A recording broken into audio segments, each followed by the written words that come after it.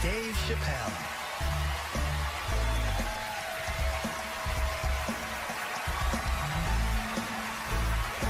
Thank you. Oh boy, I'm very nervous. No pressure. During the Civil Rights Movement, I can't read what's on the teleprompter.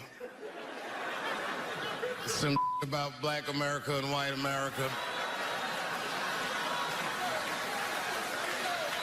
There's Black Americans and there's white Americans. We're all one America. So if you don't mind, this is not live, is it? I imagine whatever I say, you could just edit it out. Let's try it a few ways. Lou, are you in the booth? I am. All right, good. You know what, Lou? Let's just play around with it and see if we can get it right and get this clip package on, and then let me go home. All right? You got it. All right. Ready. All right. Count me in. 5, 4, 3, 2, 1. Wu-Tang. I'm just with you, Lou. Let's do it again. We're gonna do it again. We'll get it right. Here we go, Dave. 5, 4, 3, 2.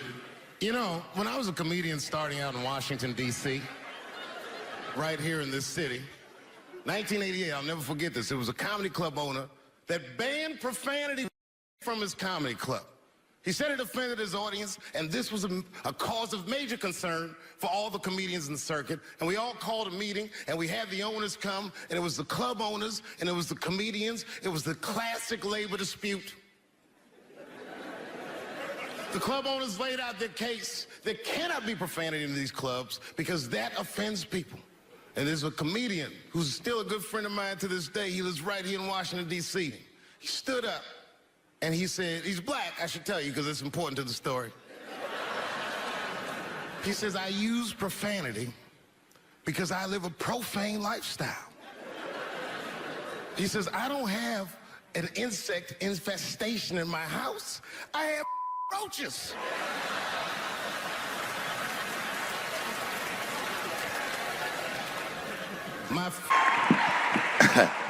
Man, I gotta tell you, when I was sitting here watching what all the other honorees have done with their lives, I started feeling like shit. Like, this is terrible.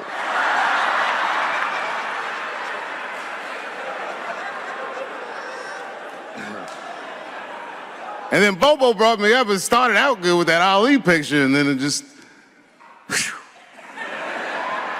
But that coloring book that was in the picture, I know the Ali's are here, that coloring book, my mother has it. And champ, he signed it. You know, the greatest, he signed it, Muhammad Ali. And his sparring partner was there that day. And his sparring partner signed it, said the next heavyweight champion in the world, Larry Holmes. And he was. And 2-year-old Dave Chappelle colored all in that shit and just ruined the book.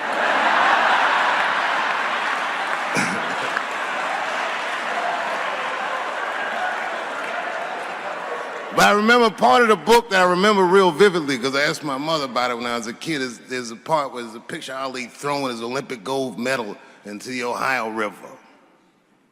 That's why it's so weird for me being here. You know, both my parents were very brilliant. My dad went to Brown in 1955. That's right. He told me at the time he was one of 3 black students. He said one of the guys got accused of a rape that he probably didn't commit. And the other guy killed himself, and Dad said, and I left. And see, that's what makes us Chappelle's great. We know when to quit.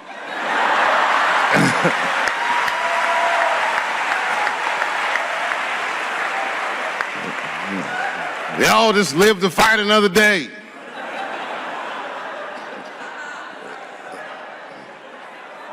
I gotta say, I'm very honored to be here, and I'm very honored to be here with the other honorees. Really, I'm like very humbled by you all, the work that you do, and you all make me want to be better. All of you.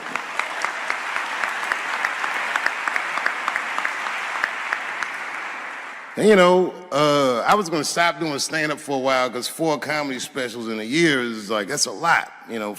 But you know, shout out to my colleagues in comedy. I just want to say that in a way, this for me belongs to my mother primarily, who was an African-American studies professor. And a lot of the content that I say, she raised me well. I'm not an uninformed person. But also, my colleagues in comedy, like comedians have been getting beat up pretty bad recently, and we're somehow nowadays expected to speak with the precision of attorneys or politicians. We are not. I always think of James Baldwin. James Baldwin was one of my favorite writers because he managed to tell white people what they feel like to be around.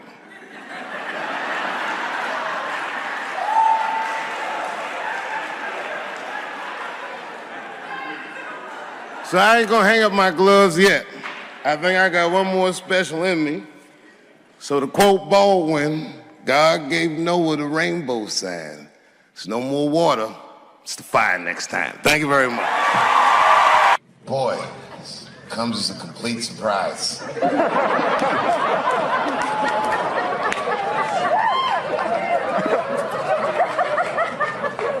I read all the reviews, and they said so many terrible things. They were embarrassed for me. I had lost my way. It wasn't even worth watching. I hope all you critics learn from this. This is a teachable moment. Shut the fuck up forever.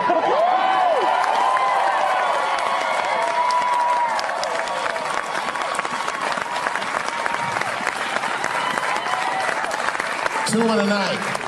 These aren't them. These are the ones I won for the other ones, motherfucker. I would like to thank my editor who was nominated. Unfortunately, he did not win, but I couldn't have been more honored to work with Jeff Urin.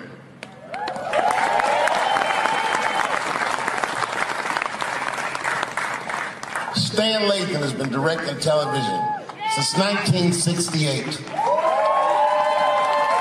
Any show that I watched when I was growing up, he directed it. From Sesame Street to Sanford and Son to Good Times to Everything Black. And finally, you motherfuckers finally gave him an Emmy tonight. He deserves so much more, but I'm glad you came around.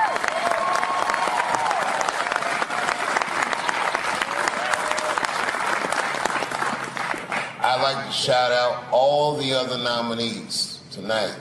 Tiffany Haddish and Patton Oswalt and Hannah Gatsby and Brother Mulaney. You guys are an inspiration to me, and I'm honored to be nominated with you. I'm sorry that you didn't win tonight, but who gives a fuck anyway?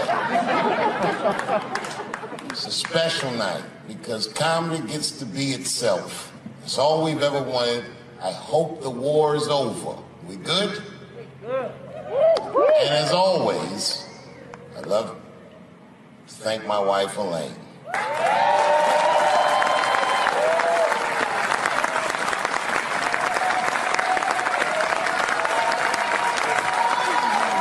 That's right. Elaine has been with me for the last 25 years and had to endure the pains of living with the greatest comedian ever. See you on Monday. Thank you very much. Thank you. Thank you. I like not knowing what's going to happen. I like making memories. Sometimes I do all this crazy shit around my colleagues just so that they can tell their friends I did it. But rather than talk about myself, just briefly, I want to just talk about my genre. Stand-up comedy is an incredibly American genre. I don't think any other country could produce this many comedians. And unbeknownst to many people in this audience, I don't think there's opinion that it exists in this country that is not represented in a comedy club by somebody. Each and every one of you has a champion in the room. We watch you guys fight, but when we're together, we talk it out. I know comics that are very racist, and I watch them on stage, and everyone's laughing, and I'm like, that motherfucker means that shit.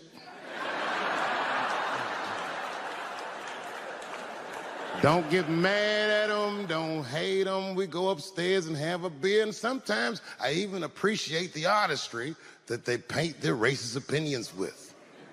Man, it's not that serious. The First Amendment is first for a reason. The Second Amendment is just in case the first one doesn't work out. We gotta let some air out of the ball, man. The country's getting a little tight. It doesn't feel like it's ever felt in my lifetime. So tonight, I am honored that my colleagues are here in comedy and in music.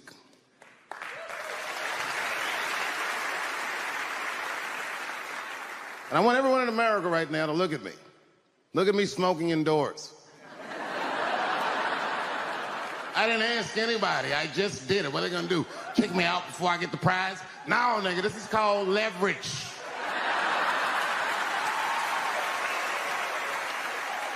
The thing that I liked best about tonight was that I saw so many people from different parts of my life, like friends that I grew up with here in D.C., friends of mine from Ohio then and now, friends of mine from comedy clubs, all the fucking musicians that blew my mind. You guys have no idea how you inspired me. I want to give a special shout out to my OG, Tony Woods. Miles Davis has a quote. It's one of my favorite. Miles Davis said so much cool shit, but one of the things he said I always loved, he said, it took me years to learn how to play like myself. You know, he would watch other musicians, and he would try to play like Dizzy or Bird, or all the guys who were great. Tony Woods was my Dizzy and Bird if I was a Miles. I was trying to play like you. You were the first person I ever saw do it absolutely right. You were fearless, and you told the truth. There's something so true about this genre, when done correctly, that I will fight anybody that gets a true practitioner of this art form's way, because I know you're wrong. This is the truth, and you are obstructing it. I'm not talking about the content, I'm talking about the art form. Do you understand? Do we have an agreement? And what I really wanted to say tonight, and I'm glad I get the platform to do it, I'm gay. I am gay, and I can't wait to see what this does for my career, being gay like this. So many special shout-outs. One of the main architects of the comeback of the century, my brother and my mentor, the mighty Stan Lathan. I never dreamed that I would be able to work with someone as great as you. These last 5 specials, straight fire. I wouldn't want to do another special with anybody else but you. So eat your motherfucking vegetables and live as long as you can, because we doing a few more of these bitches. Neil Brennan, your speech made me cry, because it reminded me of all those hard days of work and all that money I never got for it. The other real special shout out I gotta make, because none of this would have been possible on any level without this person, is my mother. Mom. My mother. Mom. You have no idea what I put this woman through. If you had just given birth to me, that would have been more than enough. But the fact that she raised me and raised me well, we had a real oral tradition in our house. I knew the word griot when I was a little boy. A griot was a person in Africa who was charged with keeping the stories of the village. Everyone would tell a griot the stories, and they would remember them all so that they could tell future generations. And when they got old, they'd tell them to someone else. And they say in Africa, when a griot dies, it's like a library was burnt down. And my mother used to tell me, before I ever thought about doing comedy, she said, you should be a griot. And she'd fill me with every story of black life. You know, she's educated in African-American studies, and she would let me understand the context that I was being raised in, that I'm being raised in a hostile environment that I have to tame. By the time I was 14 years old, I was in nightclubs, mastering an adult world. It was terrifying. crack epidemic was going on and my mother would hear gunshots outside and be scared to death, maybe it's my son. But early in my career, if you remember, Mom, you used to sit in the club with me. She'd do a full day of work. You'd be back there falling asleep just waiting for me to go on. She would watch my show every night. Do you know how long that car ride is home?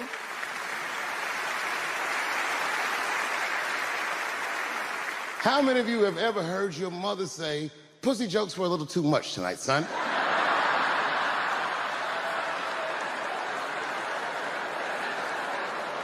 I was a soft kid. I was sensitive, I'd cry easy, and I would be scared to fist fight. And my mother used to tell me this thing, I don't even know if you remember, but you said this to me more than once. You said, son, sometimes you have to be a lion so you can be the lamb you really are. I talk this shit like a lion. I'm not afraid of any of you. When it comes word to word, I will gab with the best of them, just so I can chill and be me. And that's why I love my art form, because I understand every practitioner of it. Whether I agree with them or not, I know where they're coming from. They want to be heard. They got something to say. There's something they notice. They just want to be understood. Love this genre. It saved my life. So tonight, Mom, I would like to honor you in a very special way that I cannot do on my own. But because now I'm a man with great and influential friends, I'd like to ask my man Thundercat to come out on the stage. Thundercat, the Mighty Most Def. Washington, D.C., thank you very much for giving me a home and a place to start. Today is officially Dave Chappelle Day in Washington, D.C. The mayor declared it last night. So, in the future, on Dave Chappelle Day, I ask everyone who wishes to celebrate it to make one incredible memory for themselves and or somebody else. Thank you very much. Good night. Thank you. You know, I speak for a living, and I'm a little nervous today. I wanted to say thank you, Mr. President, and thank you, Bishop Green, and thank everyone at Allen University for hosting me today, because it feels special, right? When I think of this great-grandfather that I've heard about in my life, but never actually touched his legacy. So it's like the product of his loins coming to meet the product of his work. And it's an important day for me personally. And I know a lot of you guys are students, and I just want to tell you I'm the first person in my family to not go to college. And as the president has told you, I've done outstanding in spite of that.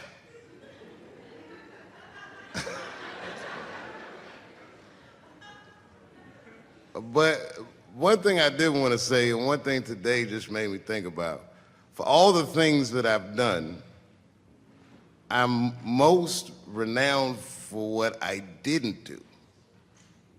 I've made decisions in my career that a lot of people have called insane. 2004, had a $50 million deal on the table, and in a crisis of conscience, flipped the table over and walked away. Went to South Africa. Everyone said I was running away from the money. That is not true. In fact, I still want that money.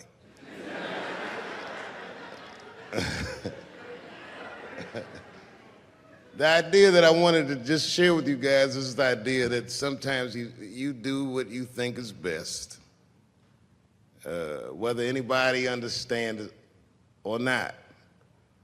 I heard a story about my father where someone told me he used to do statistics for a company in D.C. The company he did statistics for started doing business with the South African government, so he quit his job. It's caused a lot of problems between him and his wife. It's hard for a man when he can't provide for his family the way he wants to, and he suffered through it. And a generation later, when I had my crisis of conscience, I was able to go to a free South Africa and get away from the heat. This idea that what you do in your lifetime informs the generations that comes after you is something I keep thinking about, something that is so much bigger than just ourselves. And today I'm standing in front of you guys, and I know you guys are like, oh, I know you're bored. but I see family of mine in the front row some who I've never met, and I just realize how all of us are connected. That my great-grandfather built something more substantial than buildings. He built a community, and he built, more importantly than a community, he built a way. You know, so I'm very grateful. Very grateful. Hello, police. I just saw him saying, you know what I mean? He's standing over like, so this is what black people talk about.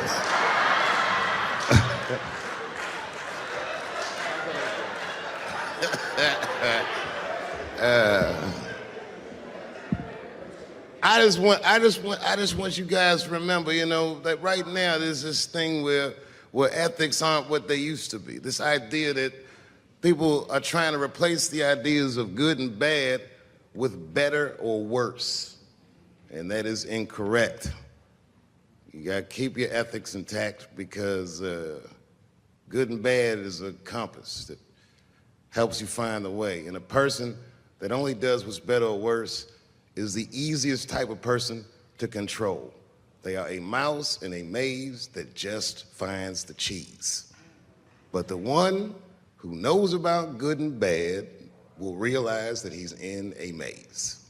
So, that being said, I just hope that all of you guys transcend whatever you see as your obstacles, and that you live outstanding lives, and that you stay connected to your communities because you have so much power there, and that you grow your communities and you diversify your communities, and that you don't let anybody tell you you can't or to be afraid. It's okay to be afraid because you can't be brave or courageous without fear. The idea of being courageous is that even though you're scared, you just do the right thing anyway. So in 2004, I walked away from $50 million, and in November, I made a deal for $60 million. So,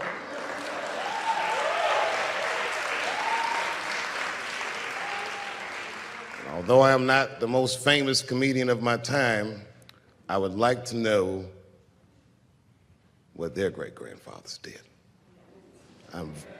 I'm very proud today. Thank you very much.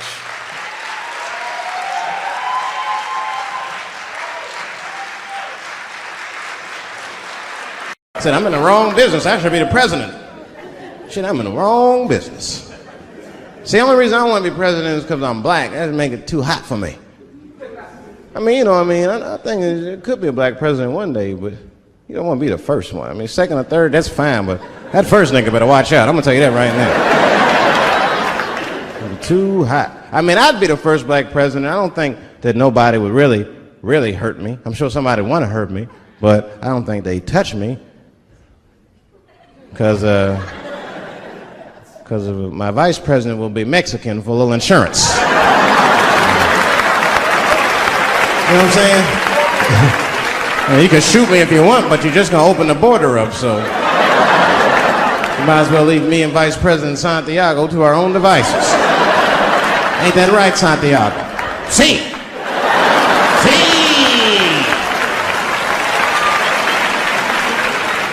Elian can stay. Don't worry, I don't got no Elian jokes. All I'll say about Elian is thank God he's Cuban. Because if he was Haitian, you'd have never heard about his ass.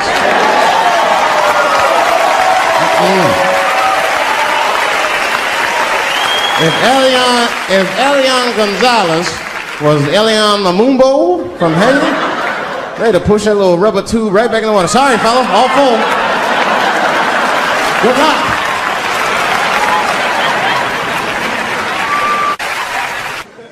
Scared to death of these police.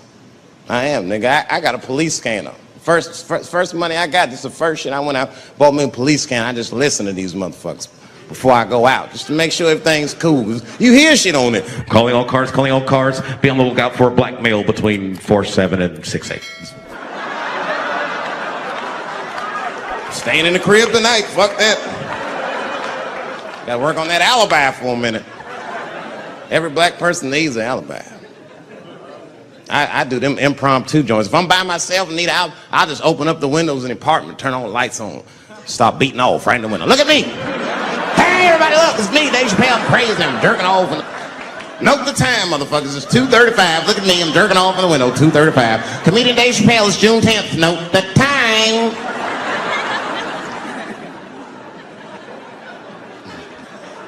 That shit could save my life.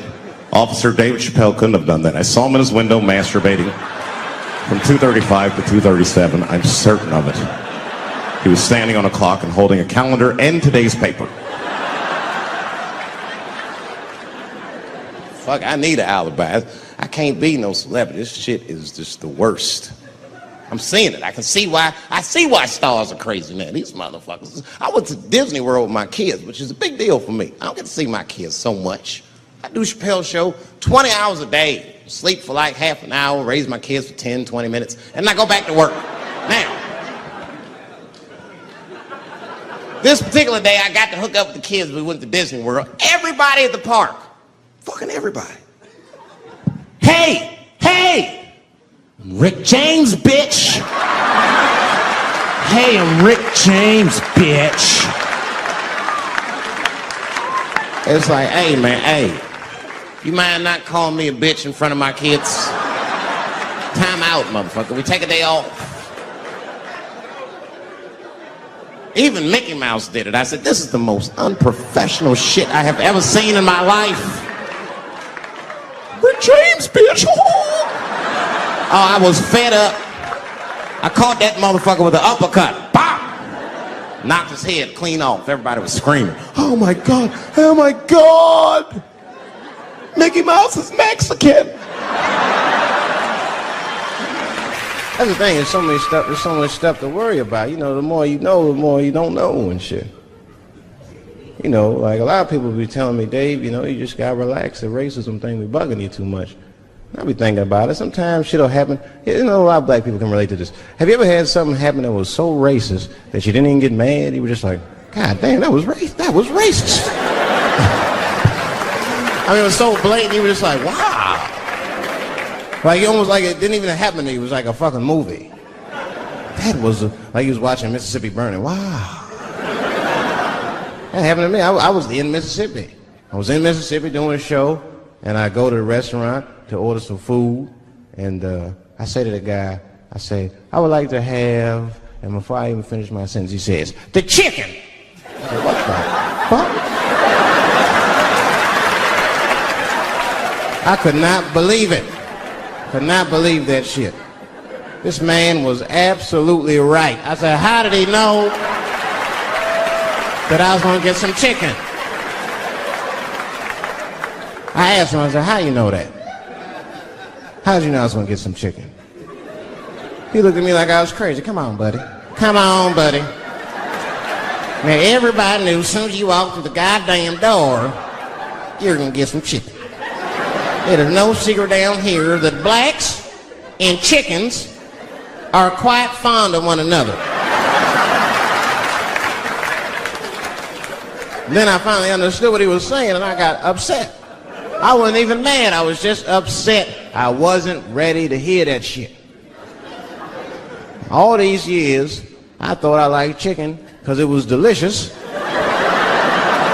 Turns out I'm genetically predisposed to liking chicken. I said, what? I got no say in the matter. I got ruined chicken for me. I'm scared to eat it in public. I want somebody to see me and say something. You know what I mean? Like you be eating some chicken.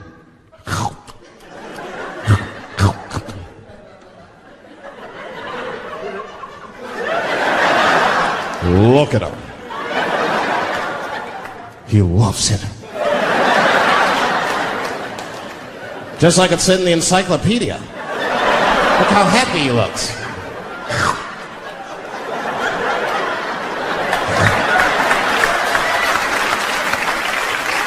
Sometimes this world be too much to deal with. That show business be crazy. That's where the cultures really collide. Show business bring a lot of races together. Sometimes it works, sometimes it don't. This is one thing that happens that's funny. You know, sometimes I'll be on a business call, right? You know, like with a lawyer or something. You know, my lawyers be white, and like we'll be on a call, right? And they'll be like, "Oh, okay, Dave, we're gonna close the deal. Is that fine with you?" I'll be like, "Yeah, that's good for me." Great. You have a good weekend, Dave. I'll be like, "All right, you too, man. Peace." Oh, all right. Bye-bye.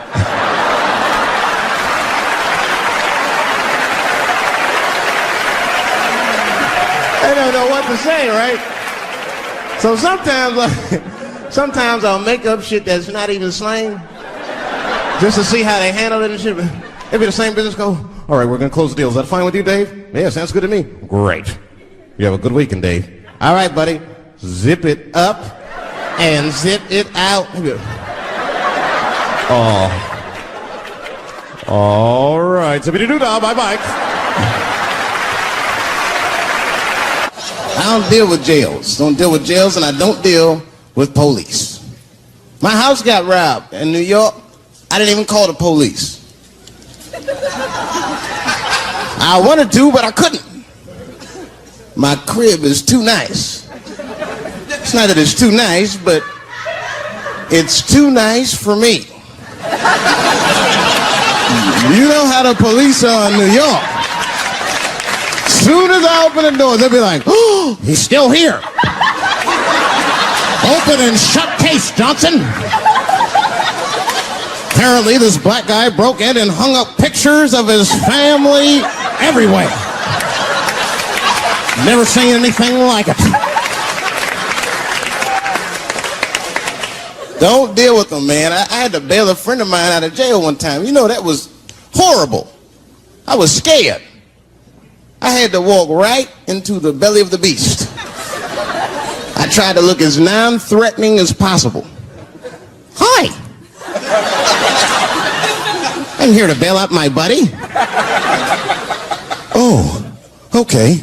Well, while you're here, you do fit a description.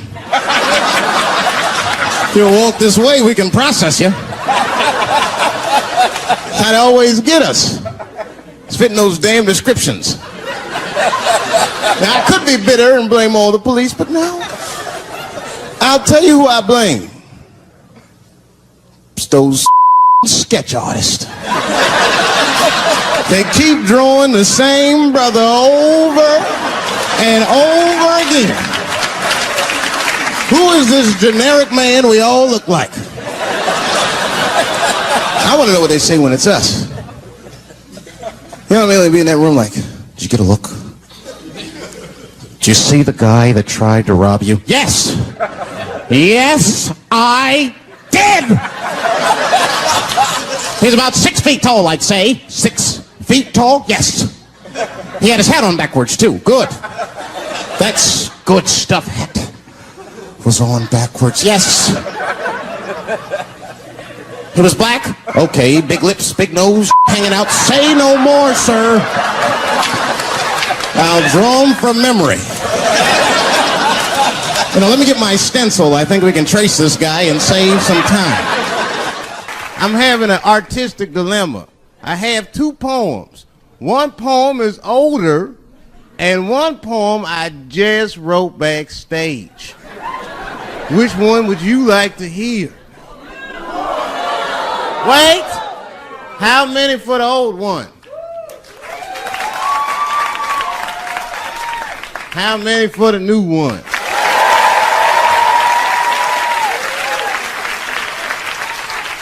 All right, so remember, if it sucks, you ask for it.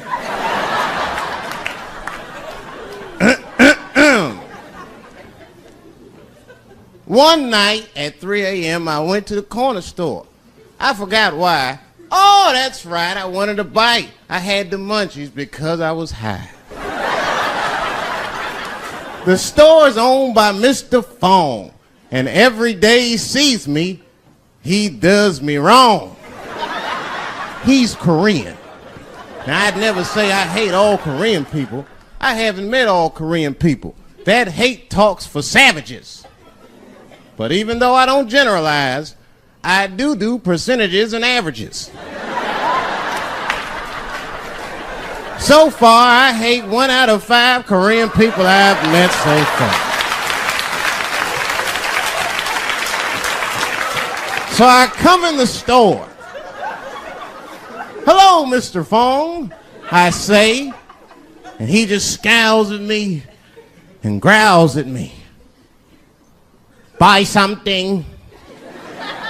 Hurry up.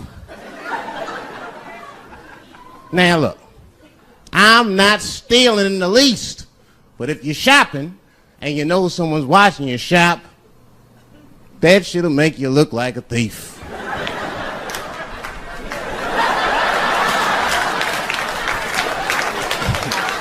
Mr. Fong said, hey, I've been watching you since you came in the door. Buy something now or get out of my store. Now I couldn't take it anymore. Hey, I said, raising my hand, get your fingers out of my face, Chinaman. Mr. Fong said, hey, what make you think I'm Chinese? You must not know what you're saying. You made a mistake, Brackman. Mr. Fong is Korean. Now I was wrong. I said, Mr. Fong, I'm sorry to offend by mistaking your race. But you gotta admit, if it was a Chinese look-alike contest, your ass would place. You're a dead ringer for a Chinese. But don't be mad at me. I didn't mean to offend you in the least. You know, some people say all black people look alike. We call those people police. Thank you. Just one time racism saved my life, man. I was on a plane. I was coming from overseas, and I don't know how this guy got a machine gun on the plane, but he stood up, man. He said, everybody get on the fucking ground. Nobody look at my face. I started freaking out. Because he was Chinese. I was like, why is he talking like that?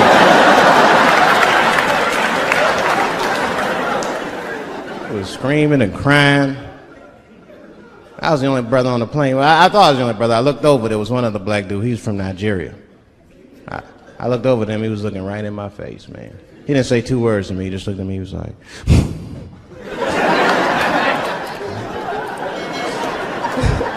He didn't need to talk. I knew just what he was talking about. I looked right back at him. I was like...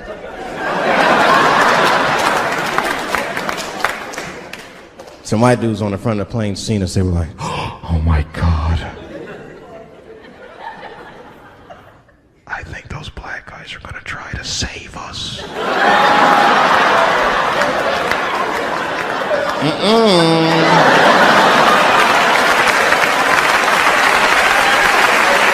We were just communicating that we understood the situation. We were both seeing the same thing. What we understood was simple. Terrorists don't take black hostages. That's the truth. I have yet to see one of us on the news reading the hostage letter and shit. They is treating us good. We all chilling and shit. I'd like to give a shout out to Ray Ray and Big Steve and Central Newport.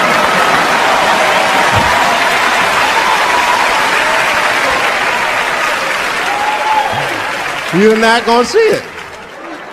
Terrorists are smart. They know what they're doing there, you know. They terrorists. They know black people's bad bargaining chips.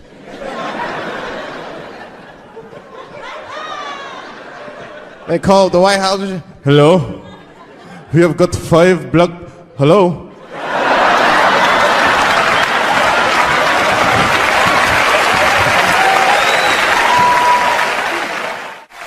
There's too much shit out there to stress you out. This whole world is just drug infested. Hate infested, drug infested world. Hate drugs. I heard the worst drug story. You know what my friend told me? You know what he's dealing with? His landlord is hooked on crack. That's terrible. That's pressure. If your landlord's hooked on crack, that means you've got to have the rent. You come around all the time. I got the rent. It's not even due yet. It's the 10th. Come on, I need it. Let me just get $20 of it now, and then just give me the rest of the month. Every couple hours. Hey, look, I'm gonna need some more of the rent. This building's falling apart. Things came up. Comes home early from a party. Landlord's in the crib going through his shit. What are you doing in my house? Ah! Where's the sink? I came to fix it. It's in the kitchen. I thought it was in the drawer. I'll fix it tomorrow when I come for the rent.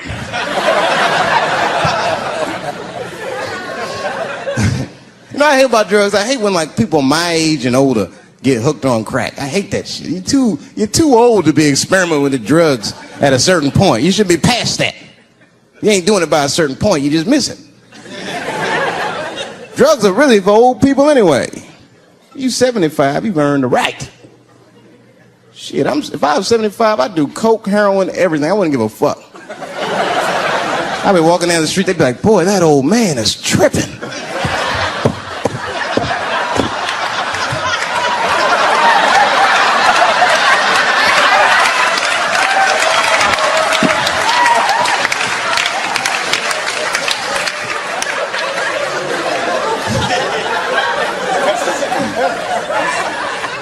Can't do everything.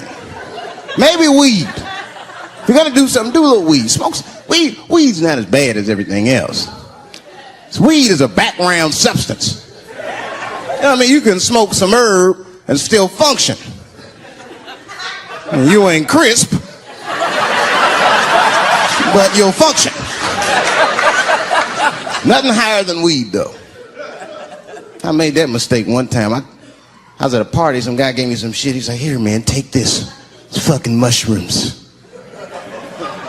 I took it, I forgot all about it, you know. Then a couple days later, I found that shit in my pocket. I'm thinking, why not? Because I'm thinking it's like weed, some background shit. I planned my whole day out like it was weed. I'll chew this shit up, then I'll go to the barber shop, get my hair cut, and then I'll see a movie.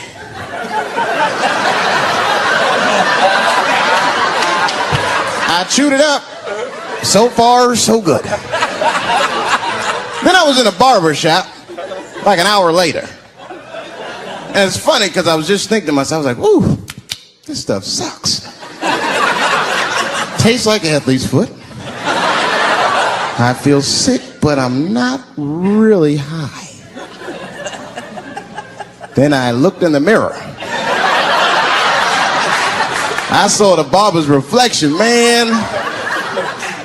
It looked like a big penis was cutting my hair. I freaked out. I started talking to myself, Dave, calm down. You're on drugs. This is what drugs do. Okay, you know that there is no way that a penis can cut hair. But I started freaking out, man. I just couldn't take it anymore.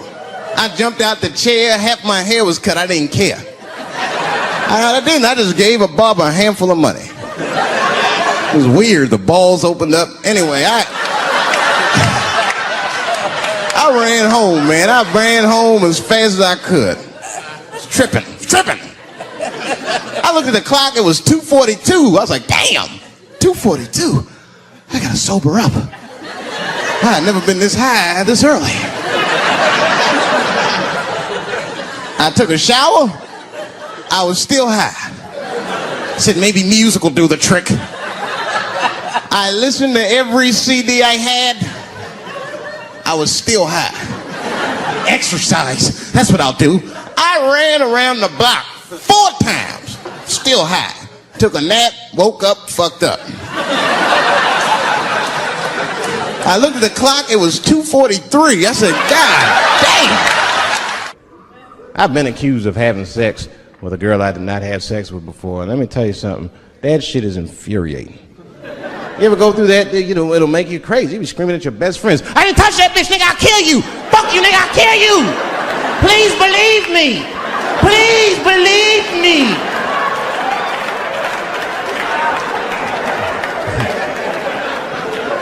And Clinton didn't do it like that, did it? And Clinton came out of the press conference all relaxed, his shoulders all relaxed and all this trouble. It looked like he just got done fucking or something. Listen, let me tell you something, America. I don't think you heard me the first time. I did not have sexual relations with that woman, Miss Lewinsky.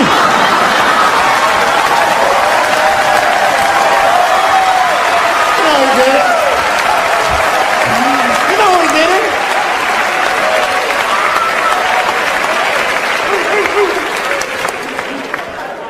Everybody knew what that finger smelled like. Nobody cared.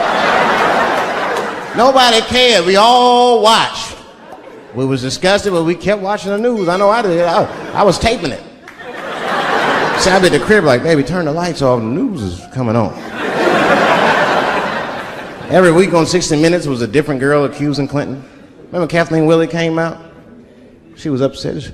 The president called me into his office. He began massaging my breast slowly. I'm sorry.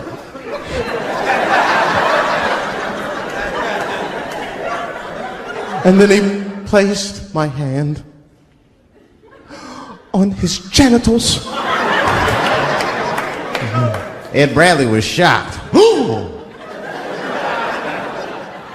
Was he aroused? I was at home like, yeah, was he aroused?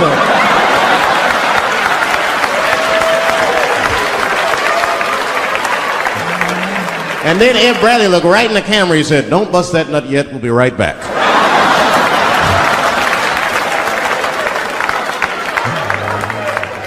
Oh, man, the news had never been so good. But there were no victims. There were no victims. Only one I feel sorry for is that Lewinsky. I feel a little sorry for her. Don't y'all feel a little sorry for her at all?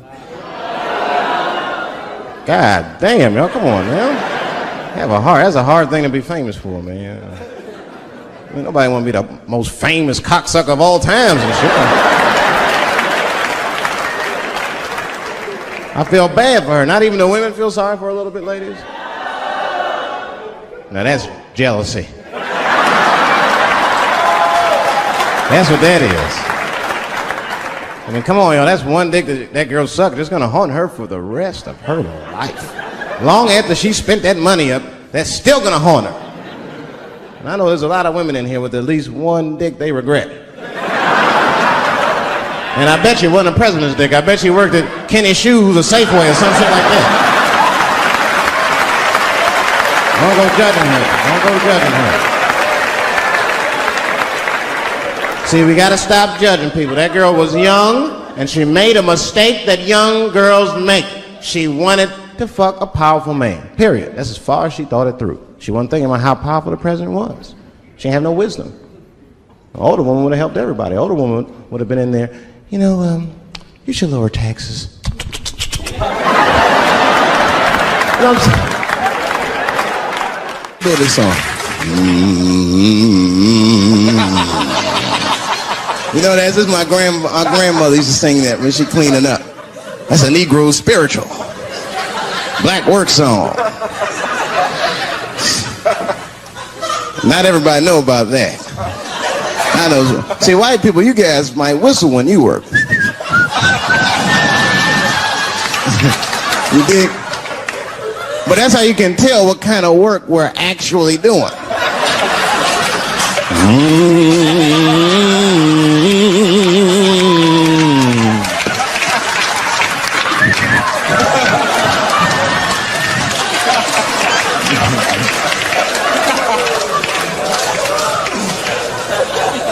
I study that kind of I do. Anything that has to do with race. I read a little here, see a little there. And I travel. That's always good. Traveling has made me a racism connoisseur, if you will. You know, it's different from region to region. Anyone ever been down south? So you guys know what I'm talking about. Now the racism down there is just, it's perfect. It's due to a perfection. It's comfortable, it's out in the open. There are no secrets in Mississippi. Everybody knows the deal. Morning, nigger. Morning, sir.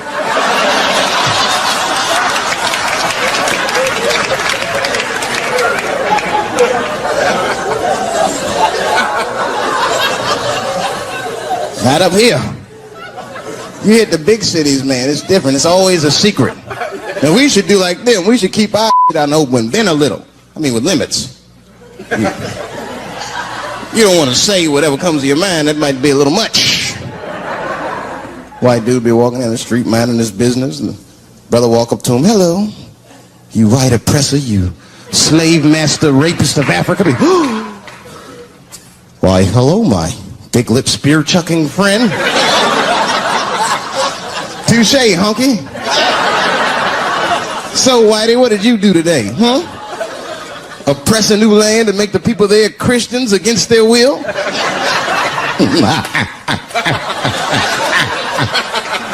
What did you do, fella? Burn those big black lips on a crack pipe as you missed your job interview? Easy, Whitey, you're cutting deep. All this chit-chat has got me thirsty. You will excuse me for a moment. I'm going to go to the Korean store and get something to drink. Ching-a-ling. Hello. You slanted-eyed, ruining the economy in our neighborhood by opening stores and taking the money out the community. Chink. Well, good afternoon, you browse around but never buy anything, suspicious looking nigga. After a while, that might be too much.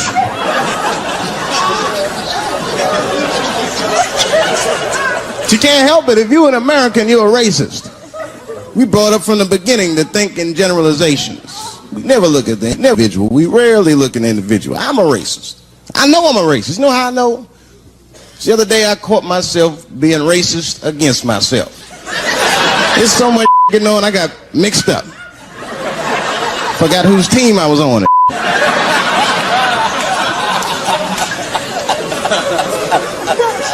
One time I was reading the paper, man, this story came on about this guy was suing a department store because they wouldn't let him play Santa Claus, you know, because he's black. And I was actually like relieved when the department store beat him. That's bad. But I wasn't ready for that. I wasn't ready for the idea of a black Santa Claus, man. That would suck. So we wouldn't get our presents till the 28th, 29th. Sorry, white kids. Santa got caught up with some in Vegas. I had to sell some toys to get back. Shit. Where them cookies at?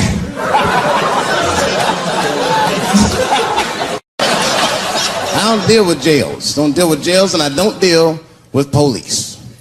My house got robbed in New York. I didn't even call the police. I wanted to, but I couldn't. My crib is too nice. It's not that it's too nice, but it's too nice for me. You know how the police are in New York. As soon as I open the door, they'll be like, oh, he's still here. Open and shut case, Johnson. Apparently, this black guy broke in and hung up pictures of his family everywhere. Never seen anything like it. Don't deal with them, man. I had to bail a friend of mine out of jail one time. You know, that was horrible. I was scared. I had to walk right into the belly of the beast. I tried to look as non-threatening as possible. Hi. I'm here to bail out my buddy. Oh, okay. Well, while you're here, you do fit a description. If you'll walk this way, we can process you. How they always get us. It's fitting those damn descriptions. Now, I could be bitter and blame all the police, but no. I'll tell you who I blame. It's those sketch artists. They keep drawing the same brother over and over again. Who is this generic man we all look like? I want to know what they say when it's us.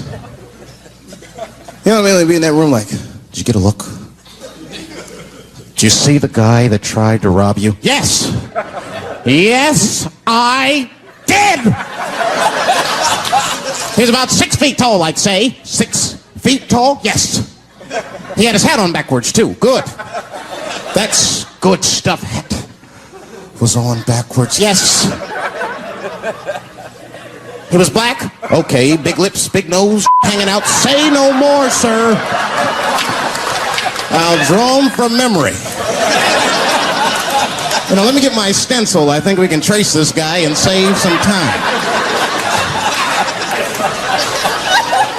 They get on the radio, calling out cars.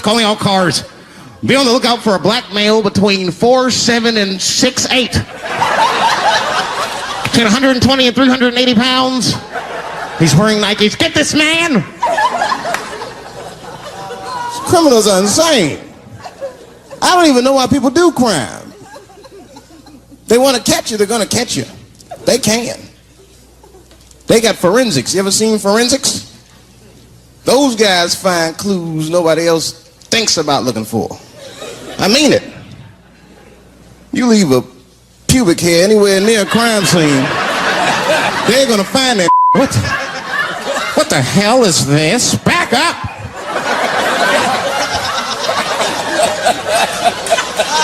We got a match. Then they look at the pubic and tell all kinds of information. Looks like there was a struggle. Time of death 307. It's amazing. I saw him get a dude one time on court TV. It was embarrassing. It was a sexual assault case. I knew the defendant was lying. I could feel it. He defended himself too hard. He did. His answers had nothing to do with the questions. They're completely irrelevant. They asked him easy questions. Were you anywhere near the crime scene on the night of the incident? Mother, I told you I worked at Burger King. He was like,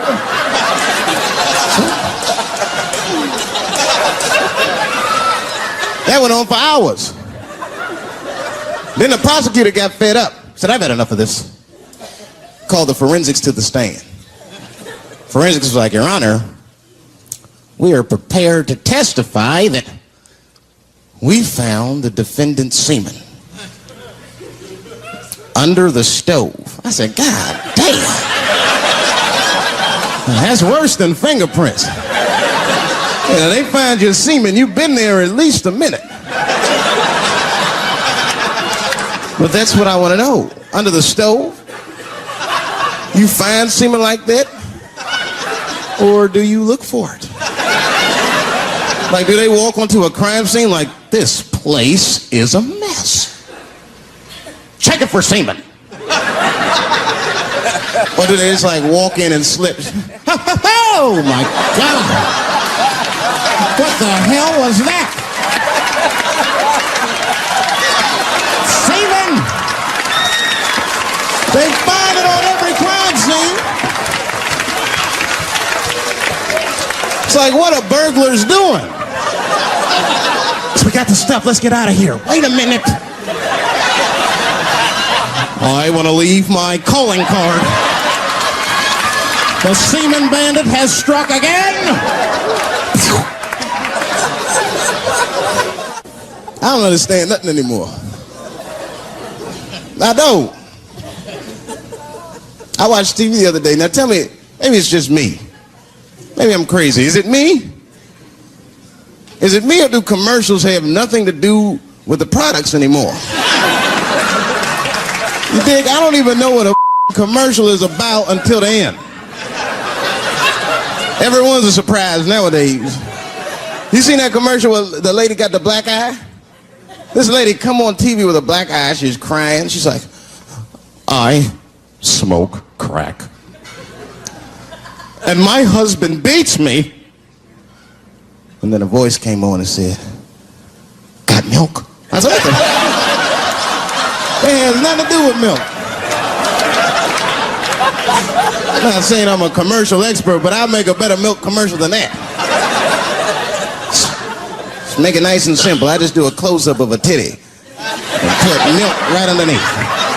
If that doesn't sell milk, nothing will, boy. I'll tell you that right now. It's 1997. Titties are industry in 1997. They are. I know they are. I'm a customer. I went to a titty bar last week at 3 o'clock in the afternoon. Now that's bad. That is bad. Because it wasn't like I was out. Said, let me swing by the titty bar. No. No, I left my house specifically to see some tits. Can't judge me, there's breast in there. That's what men do. If a guy runs up to you on the street, it's like, hey, don't go in that building. There are naked girls showing their breast. Be like a white dude in a horror movie. I better investigate.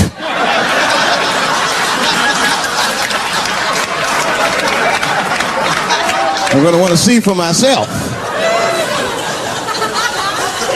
Titty bar's a weird place. I'm not saying it's a good place to hang out. I go there every once and then. But it's a weird place. They got weird morality. One time I walked in titty bars, all these guys coming in, right? Out of all these dudes, the bouncer picked me out the crowd, started yelling at me. Hey, buddy. Sir, you want to take your hat off? Huh? It's disrespectful to the ladies. Yeah, I can shove a 20 up her, but I better not have a hat on when I do it. Oh, sorry about that, buddy. Here you go, Bubbles. Forgive me for the hat thing.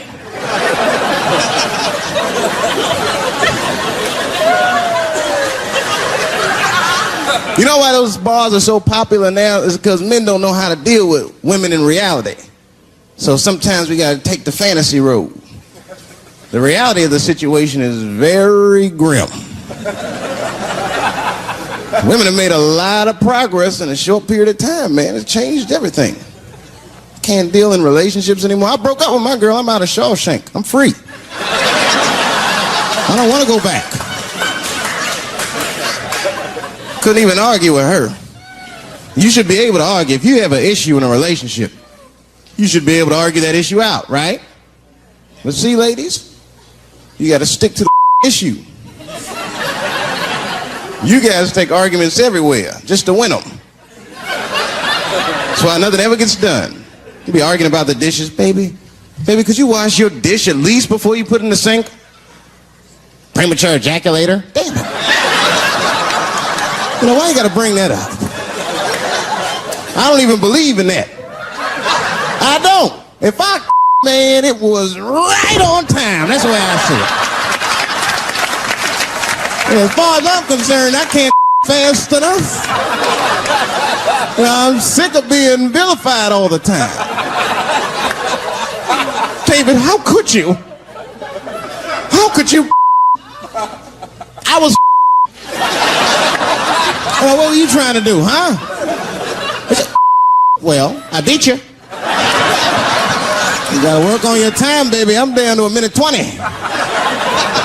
They're mad at me because I have different goals in sex. I'm a speed. Just trying to hit my best time. It's like the Olympics.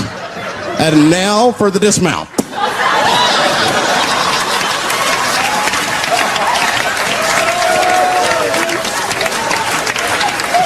There's a trans woman sitting in the audience. This is a true story. This was like a few weeks ago. I did 6 shows that weekend. This trans woman came to 4 of them. Calls herself Daphne. Man, this chick Daphne was in there cracking the fuck up at everything I said about everybody. It was amazing. She was laughing, and it was fun to watch her laugh. You could tell she was letting go with something that was heavy. and she'd throw her head back and she'd smile with all her teeth. She was having a great time. And the more fun she had, I felt bad, because I knew I had some trans jokes to unload. And I thought to myself, maybe I shouldn't say these jokes because I don't want to like fuck her evening up. She's having so much fun. But then I thought to myself, well, if I can't say it in front of her, should I say this shit at all? So I let her rip. And to my surprise, Daphne laughed harder at the trans jokes than anybody in the room. In fact, everybody in the room would look at her to make sure it was okay. And I got off stage, I was in the dressing room, I was like, man, this is a fucking weird show. I'm sitting in the dressing room by myself just trying to figure out, like, what the fuck just happened out there? Like, why is it that this one woman can't take any of these jokes and Daphne can take all of these jokes? So weird. And then I realized, Daphne used to be a man.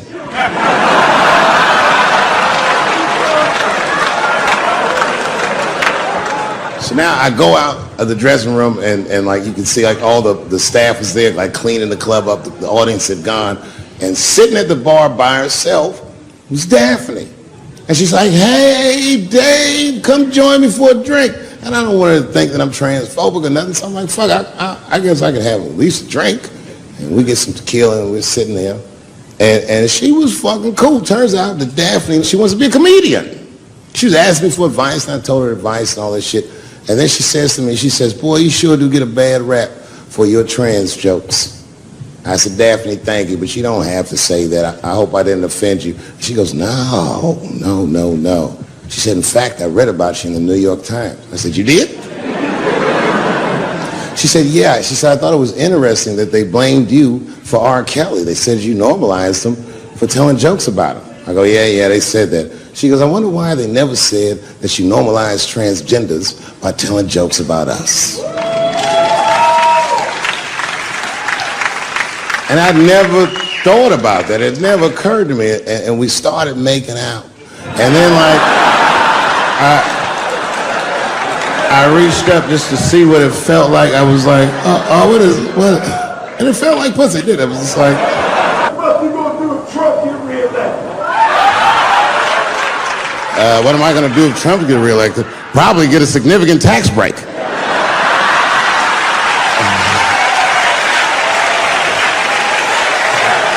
Hey, you want to know why I don't even talk about Trump in my show? Because that motherfucker is not the hokey pokey. He is not what it's all about. There's millions of people that put him in power, and the ideas that he puts forth are not his own. He's singing poor white people's greatest hits. So why the fuck will I worry about him and not the other millions? Really, you know who I'm going to vote for next time if things keep going the way it's going is that gay dude.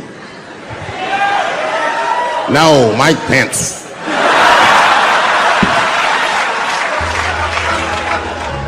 Now, this is the same club, the Punchline. This is 15 years ago, and I had just gotten back from my infamous South Africa trip. And I came to the Punchline just to cheer myself up. It's a safe place where I could tell some jokes.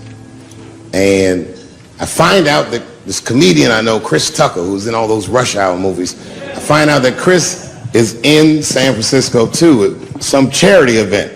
So I call him, I'm like, yo, I just saw you at some charity event. I said, I'm doing a show at the Punchline. Why don't you come by the club after your event?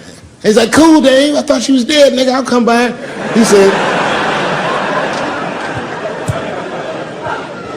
He says, is it okay if I bring some friends? Because, you know, I'm with a lot of people. I go, man, you Chris Tucker.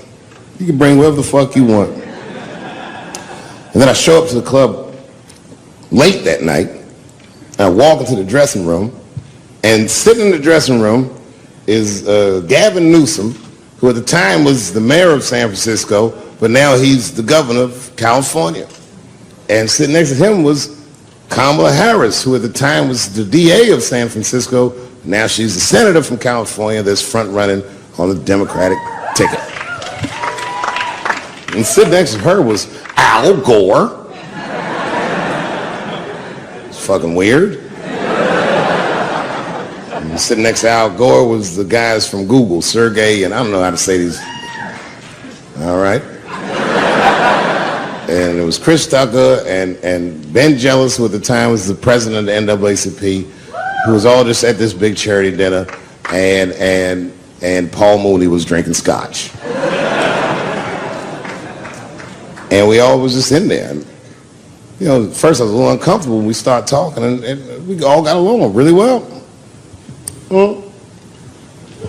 At some point, Kamala Harris she says to me, she goes, you know, a friend of mine is announcing his candidacy for president tomorrow. I went to college with him. I'm like, what? I go, Barack Obama? She goes, you've heard of him? I'm like, yo, I just read about this dude. And she goes, yo, yeah, blah, blah, blah, we talking. She goes, you know what? She says, let's call him on the phone. I said, what the fuck? And she picks the phone up and she dials and she's listening like this. And she goes, this is voicemail. And she gives me the phone. She goes, leave him a message. You know, I didn't know what to say. I just said what you say to any black dude that's running for president. You know, stay low, running a zigzag pattern, this kind of shit.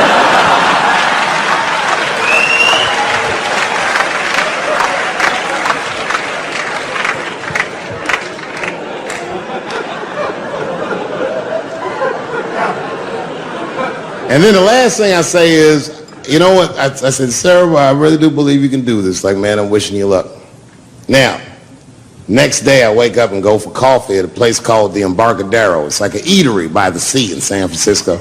And I'm walking to the coffee shop and there's a police line and I can't cross the tape. But then I figure, fuck it, I'm Dave Chappelle, so I go into the thing like this. And the police yoke me. These motherfuckers like tackle me immediately. And I see over the police's shoulder Gavin Newsom. I couldn't remember his name, but I remember the night before I had kept teasing him and saying he looked like Christian Bale, the guy from the Batman movies. So I see him and I can't remember the name, so I'm just like, Batman, help!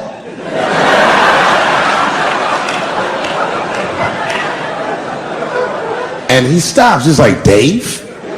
And then the police see that the mayor knows me, so they all like, oh, sorry about that.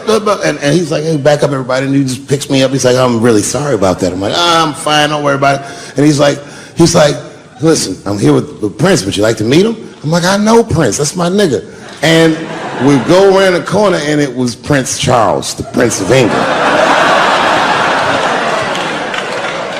I didn't know the protocol of meeting royalty. You're not supposed to touch him. I dapped him up like a nigga. My nigga.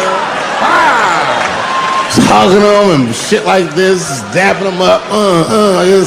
And that nigga was cool too. I was like, it's really fucking weird. And then I was just out there in the upside down, not having no TV show, trying to figure life out. And the election was going on in the background. And this guy, Barack Obama, was picking up steam. This motherfucker was killing it. And I had a chance to go to the last debate on the Democratic ticket, and I went. It's me and Chris Tucker sitting in Myrtle Beach, South Carolina. It's the last three candidates. It was Barack Obama, John Edwards, and Hillary Clinton. Now, Obama's a lot taller than Edwards and Clinton, and he had the center podium.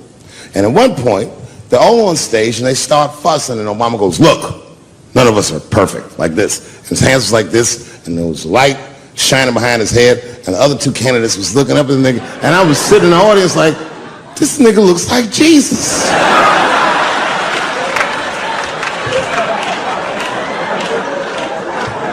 And I realized in that moment that I was looking at the next president of the United States. I was certain of it. I couldn't explain it, but I knew what I was seeing. And I got really excited. And I'm not that kind of guy. I said, I gotta meet this motherfucker. So I stayed. They were all on stage doing interviews, and I just waited. I was waiting and waiting, and then John Edwards was done with his interviews first, because everybody knew he wasn't going to win. And I see John Edwards, and I said, hey, Senator Edwards, I just want to say hi. And that motherfucker looked at me like, I'm like, fuck you, nigga, you going to lose anyway. And then he left, and then Hillary Clinton just walked by me in one of them Steve Harvey suits.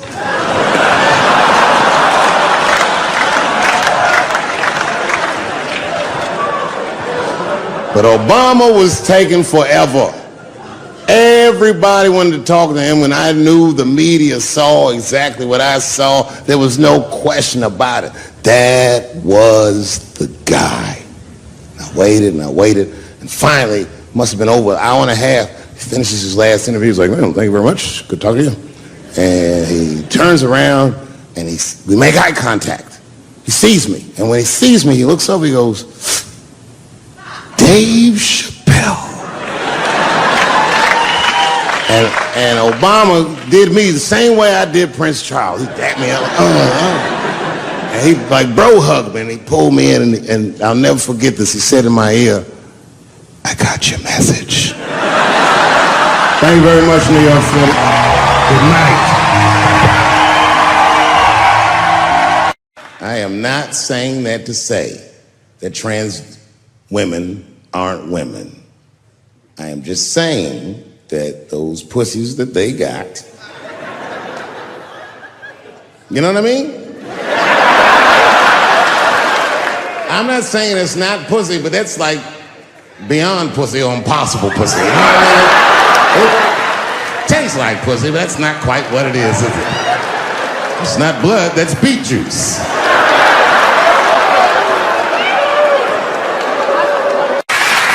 But I can't say the word faggot. And she said, because, David, you are not gay. I said, well, Renee, I'm not a nigger either.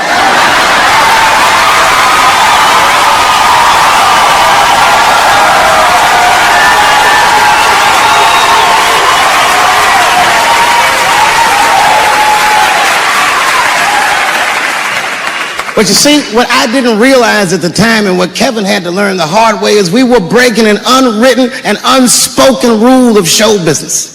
And if I say it, you'll know that I'm telling you the truth. The rule is that no matter what you do in your artistic expression, you are never, ever allowed to upset the alphabet people. You know who I mean. Those people that took 20% of the alphabet for themselves. I'd say the letters, but I don't want to conjure their anger.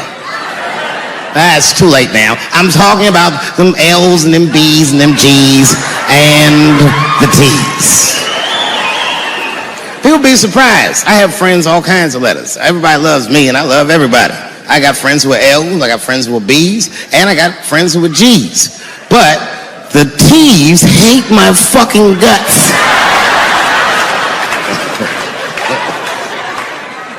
And I don't blame them. It's not their fault, it's mine. I can't stop telling jokes about these niggas. I don't want to write these jokes, but I just can't stop.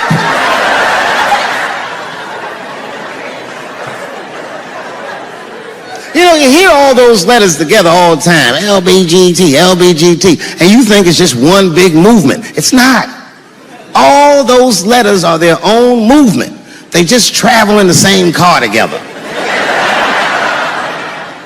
And my guess is,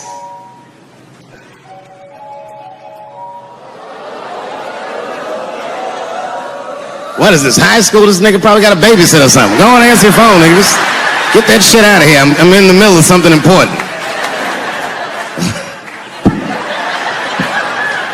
Wouldn't it be funny if we made fun of him? He was like, and he went outside like, hello? Mama's dead. Oh no! Mama's dead.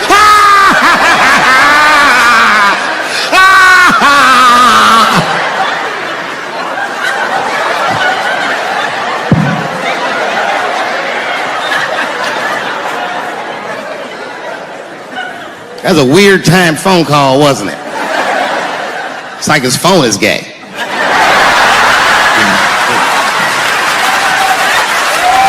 But motherfuckers are just taking it too far. I don't know why or how everybody got this goddamn sensitive. You know who hates me the most? The transgender community. Yo, yeah, these motherfuckers. I mean, I didn't realize how bad it was. These motherfuckers are really mad about that last Netflix special.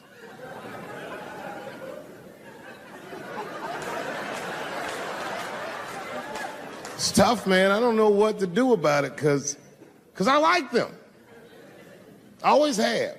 Never had a problem with them. You know, just fucking around. As a matter of fact, I think I make fun of everybody. And I mean, as a group of people, they have to admit, it's kind of fucking hilarious, man. I'm sorry, bro. It's like, I've never seen somebody in such a hilarious predicament not have a sense of humor about it. They're born feeling like there's something other than they're born as, and that's kind of funny, you know? I mean, it's funny if it's not happening to you. It's like that white black bitch that's in the news all the time. Rachel Dolezal. She's a white woman, but then she dressed up like a nigga and shot her way up to the very top of blackness. And I always wanted to meet her just so I could understand. I just wanted to like have dinner with her so I could just look in her eyes and call her a nigger to her face. The fuck is that bitch talking about? I identify black. That is trans talk, lady. Stop biting. Stop biting. There's a big difference between her and a trans. The difference between her and a trans is I believe transgenders. I don't understand them either, but I know they mean what they say. Them niggas cut their dicks off. That's all the proof I need.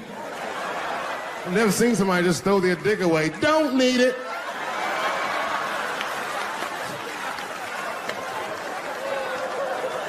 I don't understand, but I believe you and I support your decision, motherfucker.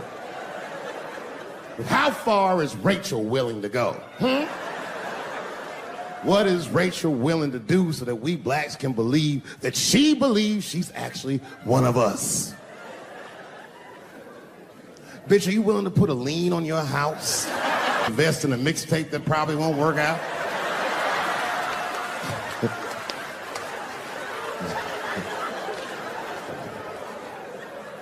She didn't even change her name. Didn't even change her name. Her name is Rachel. I can't believe in that name. If you want my support, you're gonna have to change your name to the blackest shit I've ever heard. Bitch, you're gonna have to change your name to Draymond Green. I don't know a blacker name than that. That shit is black on paper. If you type Draymond Green into Airbnb, that shit will log off automatically.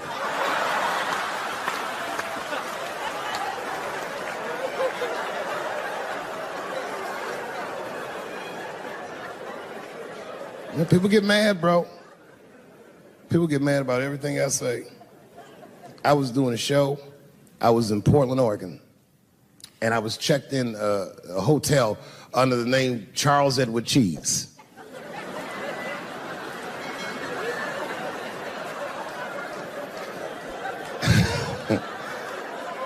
I came back and there was a note. It was like a letter on my desk. It was addressed to Mr. Cheese. So obviously I'm going to assume that whoever wrote this letter must be an intimate friend of mine. This is not some kind of name that a person would just guess. But then I open the letter and it turns out I don't know this person at all. It's a fan letter. You know, I'm not even used to the idea that I have fans, but I'm grateful for it. And even though I'm grateful for fans, I don't read those letters. It'd be nice if I did, but realistically, it's like, what am I, Santa Claus, nigga? I don't have time for this. Like, got shit I want to do. I'm trying to chill. Read all these dreams and wishes from strangers. But I read it. I'd already opened it.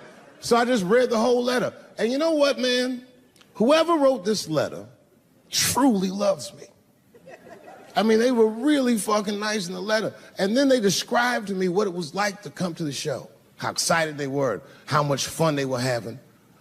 And then they said that when I got to my jokes about transgenders, that they were, quote, devastated.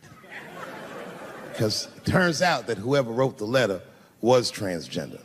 Now, I'm going to be real for a second. You got to understand, I never feel bad about anything I say up here.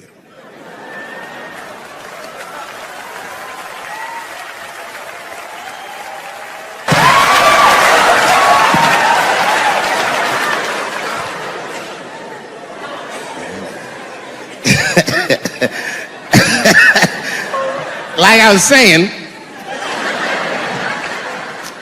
my guess is the G's are driving that car. That makes sense to me, because there's white men in the G's. And these people are trying to get around discrimination and oppression. And you know how white dudes are. We know these roads. In fact, we built these roads. The rest of you buckle up, we'll get you to where you want to go. So the G's are just driving the car. Of course, next to the G's in the passenger seat is the L's. Everybody likes the L's, except for the G's. I don't know what that's about. I just know the G's don't like them that much. And the G's always say like little subliminal digs on them. It's unnecessary shit. It's not mean, but you know what I mean? They just be like, I wouldn't wear that. The only thing that breaks the tension between the L's and the G's are the B's in the back seat. That's right, there you go. Everybody scream out when you hear your letter.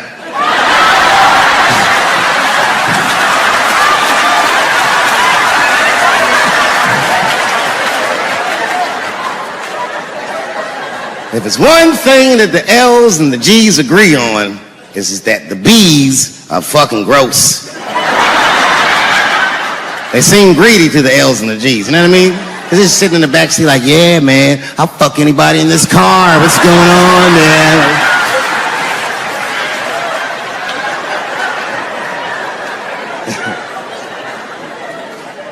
And sitting next to the B's, all the way in the back seat by themselves, looking out the window.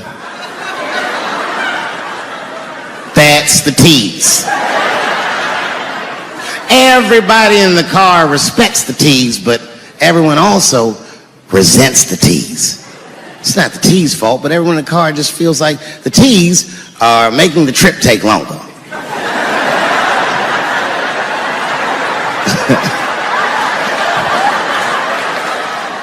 Anything the T's say gets on everybody's nerves. And then the T's don't even say anything bad. They just be in the back talking to himself.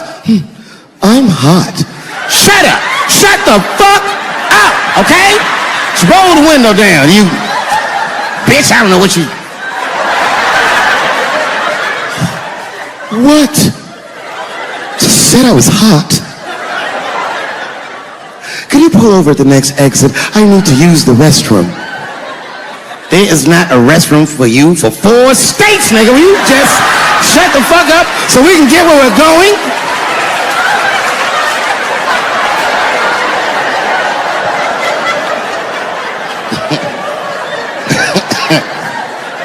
And just when that car can't get any more tense, the Q's are a hitchhiker that they pick up on the road. Some white dude in booty shorts is walking down the freeway.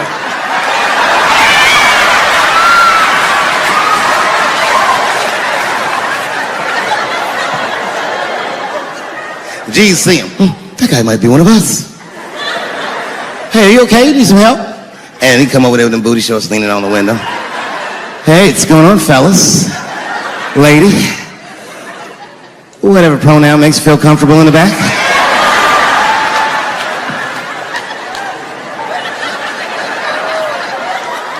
Yeah. I don't really know where I'm going. I don't know if I'm gay or I'm straight or whatever. All I know for sure is that I really want to get in this car.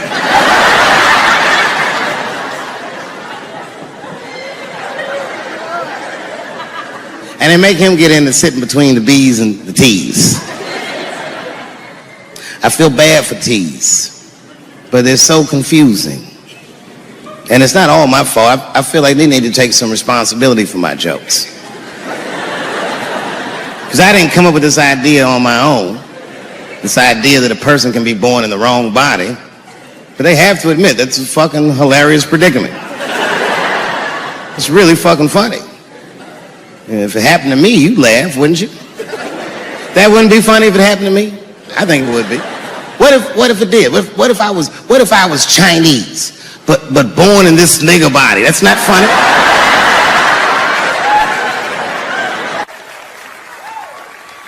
And I would never admit this to you if I hadn't locked your phones up.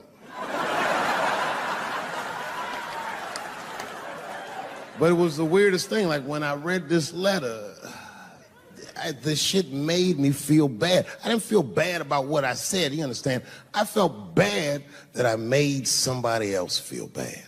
To be honest, I don't even know what I said that upset that person. I have so many transgender jokes.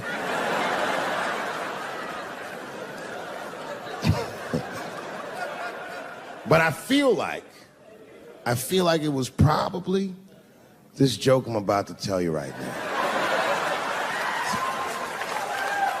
And it's not even that bad of a joke. It's a true joke. I mean, it's not true, but I had read in the paper that Caitlyn Jenner was contemplating posing nude in an upcoming issue of Sports Illustrated. And I know it's not politically correct to say these things, so I just figured, fuck it, I'll say it for everybody else. Yuck.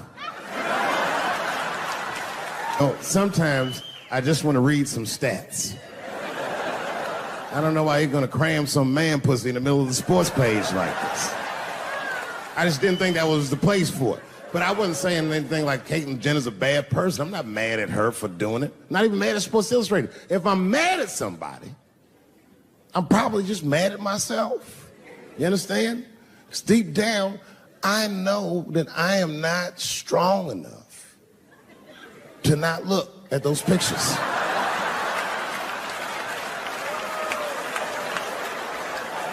And I don't think I'm ready to see what she's trying to show me.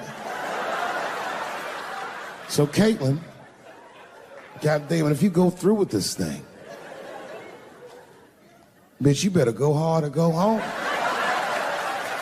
I want you to go all the way. Hustler style. Do you know what hustler style means, miss? That means spread the lips.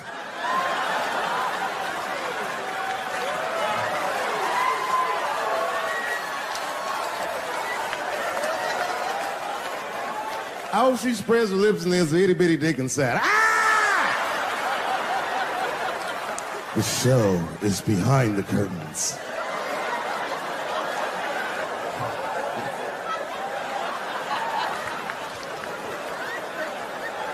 I don't know what I said that upset that person.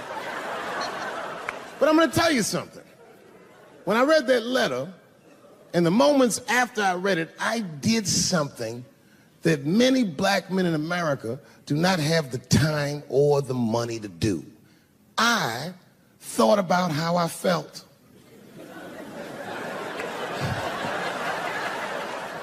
I asked myself a very basic question that I don't think I ever directly contemplated. I said, man, Dave, if you're writing all these jokes, do you have a problem with transgender people? And the answer is absolutely not. The fuck do you guys think I am? I don't understand all the choices that people make. But I do understand that life is hard and that those types of choices do not disqualify you from a life with dignity and happiness and safety in it.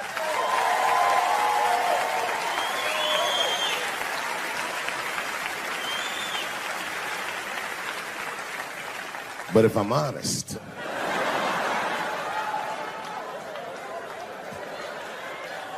my problem has never been with transgender people. My problem is transgender people. I just feel like these things should not be discussed in front of the blacks. It's fucking insulting, all this talk about how these people feel inside. Since when has America given a fuck how any of us feel inside?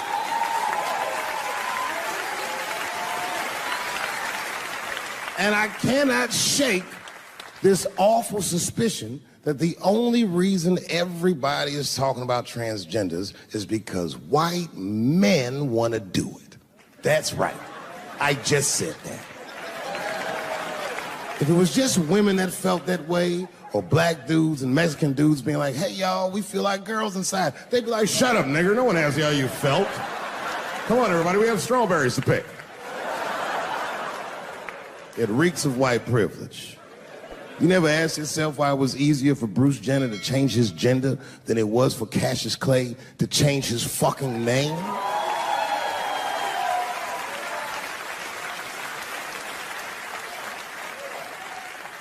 And if I were to be brutally honest,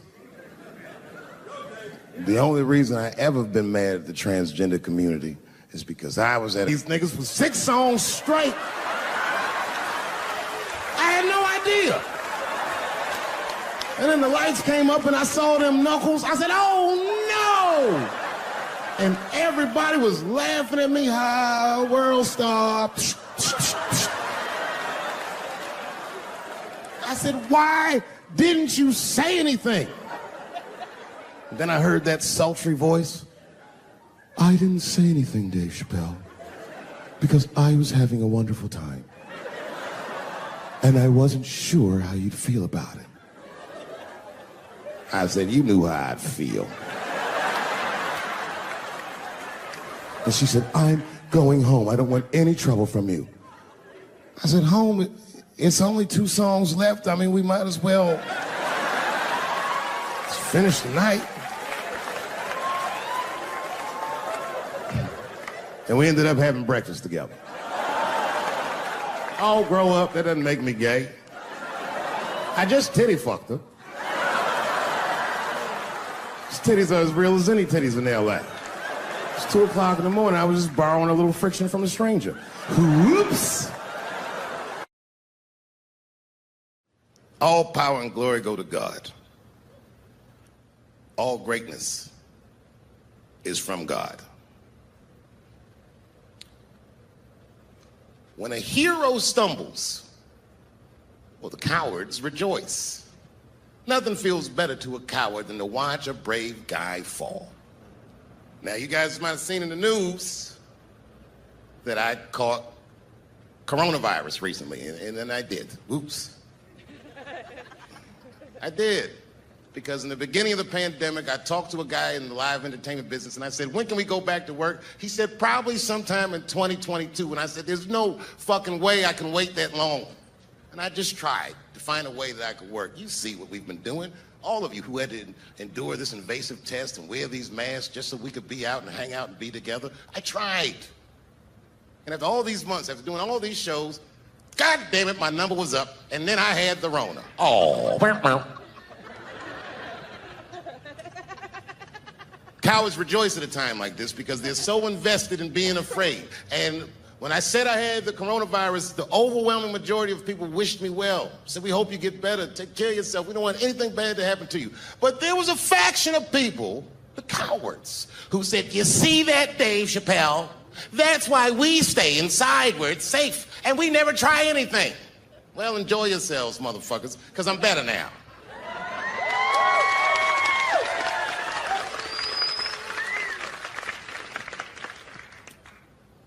Years ago, a man named Edward Snowden came to notoriety. Do you remember him? Edward Snowden was a whistleblower. How people feel about him is a split decision. Is he good or is he bad? Was he right or was he wrong? I don't know. What he did was he detailed a government program where our government, the United States government, was spying on its own citizens.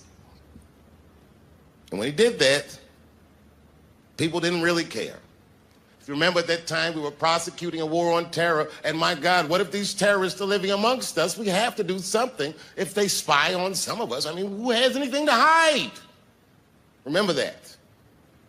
Years later, after Michael Brown got killed and riots broke out in American cities and Ferguson and all these places, you heard black Americans saying they're militarizing our police departments, and no one cared because the unrest was so uncomfortable and so daunting, and all these Negroes look so angry. Nobody said anything. Remember that. On January 6th, well, American citizens stormed the Capitol. You know, I'm from Washington, D.C. A lot of my friends growing up are Capitol Hill police officers. I said, what did you do that day? What did we do? We were kicking crackers down the steps like motherfucking 300, nigga. Trying to save our country.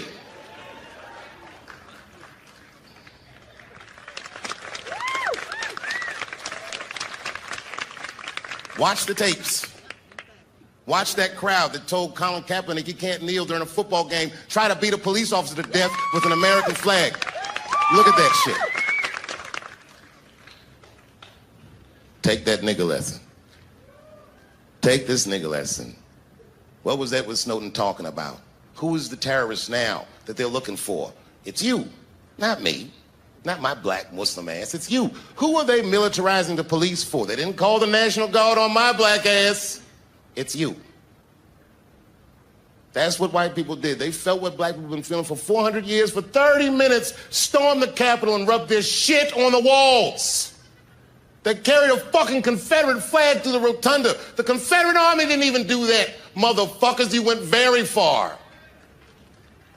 It was a simple question. Do you have a country or not? And you said no. My God, man, we're in quite the pickle, aren't we? If you could solve a black American's problems, this country would have no problems. You're so busy talking about pronouns and this, that, and the other, but this is a very basic wrong. They kidnapped us. They brought us here.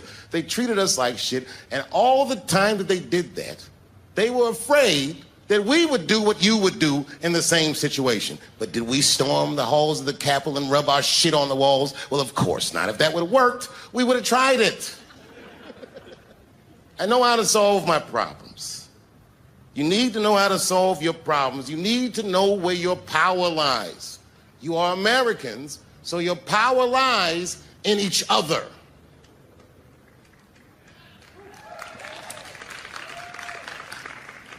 A few weeks ago, I put a special out. I called it Unforgiven. I told people what my beef was with Comedy Central. I never talked about it. I demanded that the network pay me.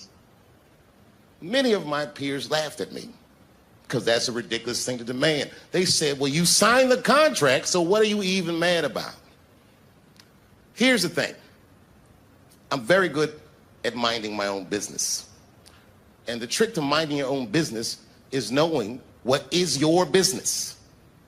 And these people that talk about me, these cowards that rejoice, well, they don't understand what greatness looks like. I never asked Comedy Central for anything. If you remember, I said, I'm going to my real boss, and I came to you because I know where my power lies. I asked you to stop watching the show, and thank God Almighty for you, you did. You made that show worthless because without your eyes, it's nothing. And when you stopped watching it, they called me, and I got my name back, and I got my license back, and I got my show back, and they paid me millions of dollars. Thank you very much.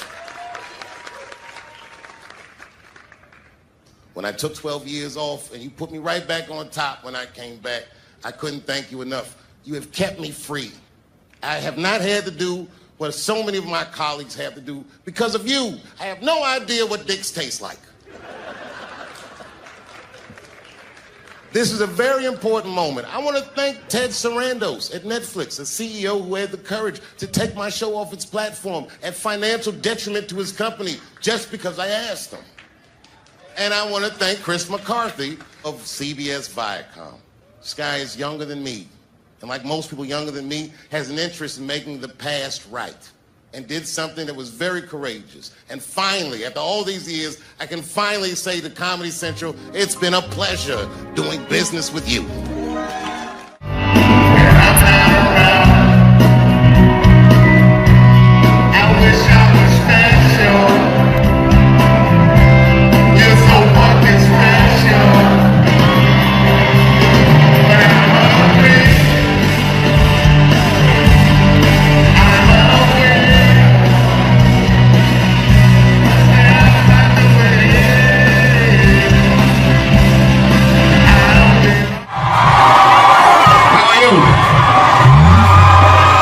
For those of you that are too young to know, my name is Dave Chappelle.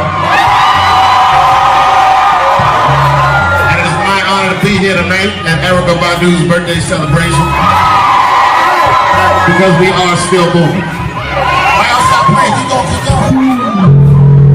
Have you ever seen it before? Would you believe after all these years, I'm still dope?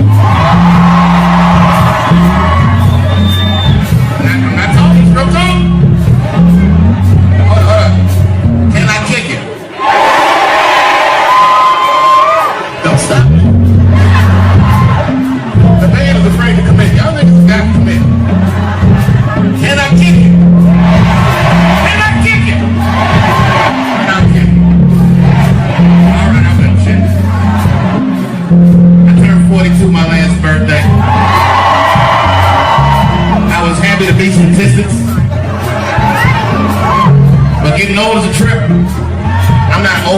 older than I've ever been. And it's a trip. I took 2 shits in a 45-minute span. That's what happens when you get my age. I was in a hotel suite jerking off and gave up in the middle. I didn't even finish. That's what happens when you get older. And you think you can't kick it no more. But we're still moving. Tough year 42. I got booed off stage in Detroit. I'm just kidding. I got booed, but I didn't leave. I just went out there and took that shit. It's a long story, but the moral of the story, RC, never smoke weed with rappers. There might be something in that shit. You might have seen it on TMZ that said Dave Chappelle was on stage drunk. I'm like, no, I'm drunk. No, that's not what it was. The crowd was looking crazy. I couldn't get it together. And a lady screamed out in the back, I want my money back, Dave Chappelle. She said, fuck you. I work for GM all day to get the tickets for this goddamn show. And you suck. And the whole crowd said, yeah. And the whole crowd started chanting, we want our money back. And I said, oh no, I better pull it together fast. I said, good people of Detroit, hear me and hear me now. You will never get your fucking money. I'm like Evil Knievel. I get paid for the attempt. I didn't say it'd be perfect. I just said I'd show up if you pay. I'd give it a shot. Anyway. We love you, Dave. I know you do, man. Thanks. But tonight's not about me. No, tonight's not about me. It's about one of my favorite entertainers of all times. You know, I can honestly say, I love this person. You know, I know I love this person because when you love somebody, they make you want to be better. She brings out the best in everybody that knows her person. And she brings out the best in every crowd I see her stand in front of. So as a crowd, can we kick it? Okay, ladies and gentlemen, make some noise. Make some real noise.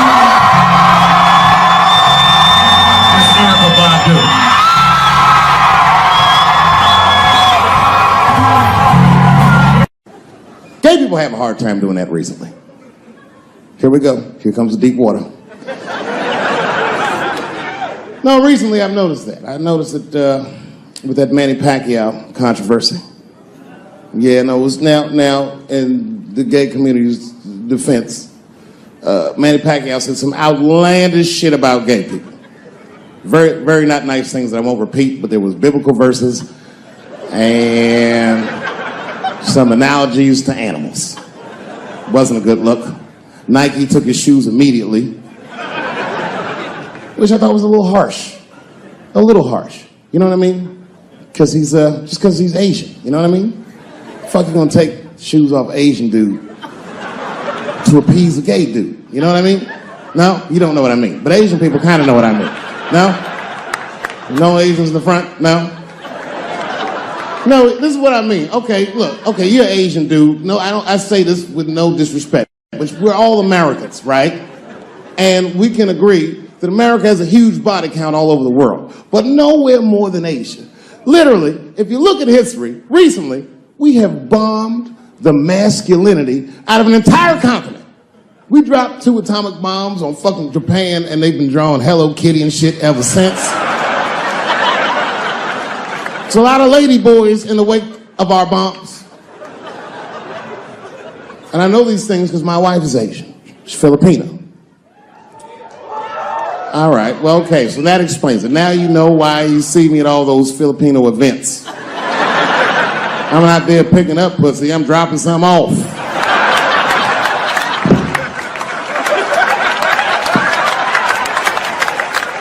I take my wife to all that shit. I took my wife to see Pacquiao fight Mayweather. We sat ringside, okay? That was a quiet car ride home. That's what that was. But if you know what's popping in the Philippines, you know that they got a whole generation of kids in the Philippines growing up without their mothers. Yes. A lot of women in the Philippines go to the Arabian Peninsula, they come to the United back home, which is still one of the #1 staples in the Philippines economy. Money that their expats send back to the Philippines. The men, on the other hand, are left rearing children, twiddling their thumbs, waiting on their wives' checks. These men have been fucking emasculated. And then suddenly, a boxer rises from amongst them and reinstates their manhood with his motherfucking fist. This is not the guy you're supposed to ask, what do you think of homosexuals? He's not your champ. Shit. That's why I don't have a sneaker deal, because if you say something that people don't like, they'll take your fucking shoes off. Throw the head. They've got the longest mental gap to bridge. That's all I'm saying. Because, you know, whenever I see one of them T's on the street, I don't mind them, but I'll be like, man, I miss Bruce. I'm sorry, guys.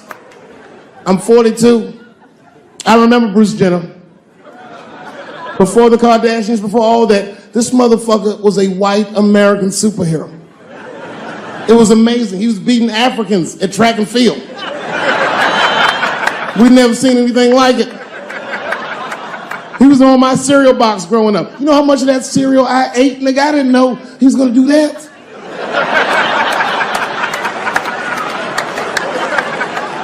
I knew before you guys knew. I heard things on the street in Hollywood. You know, you just be out, see people. Hey, what's up, Kanye? Why the long face? Nigga, you'll see. I got 2 mother-in-laws now. And when I heard he was gonna do it, I was scared. I didn't think the public was ready. I didn't think the media was ready. And you know what? I was wrong. Never seen anything like it. Welcome to the world, Caitlin. So long, Bruce. Hello. Somebody called me a nigga in traffic last Wednesday. It's so long, it takes a minute.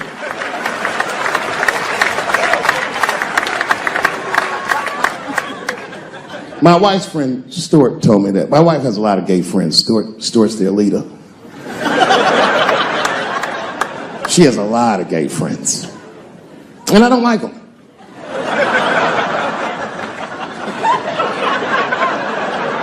Not because they're gay, I'm just judging them on the merits of their character. They're just not nice dudes. They're fucking rude house guests. They're sitting on my couch, giggling with my wife, eating my motherfucking macaroons.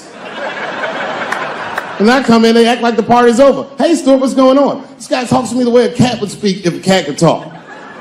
Hi, David.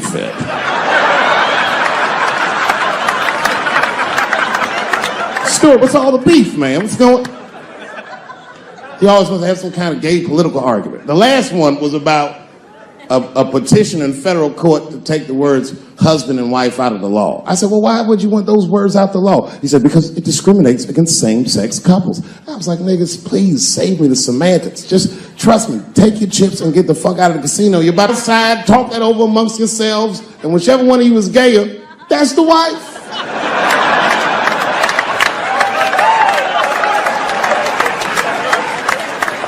No, Stuart didn't like that. Stuart educates me about this movement, you know what I mean? I didn't even know shit about it. He told me it's called LBGTQ.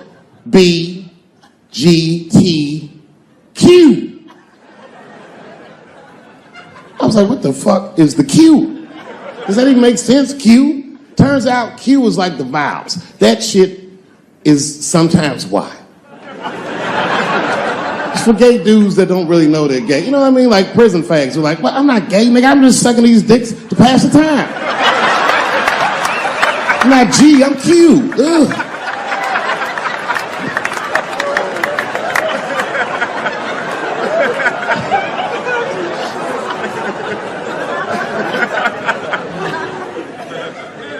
I think, okay, again, of all those letters, the T has the toughest road ahead. In fact, I think the T should stand for tough. If Martin Luther King had a sneaker deal, we'd still be on the back of the bus.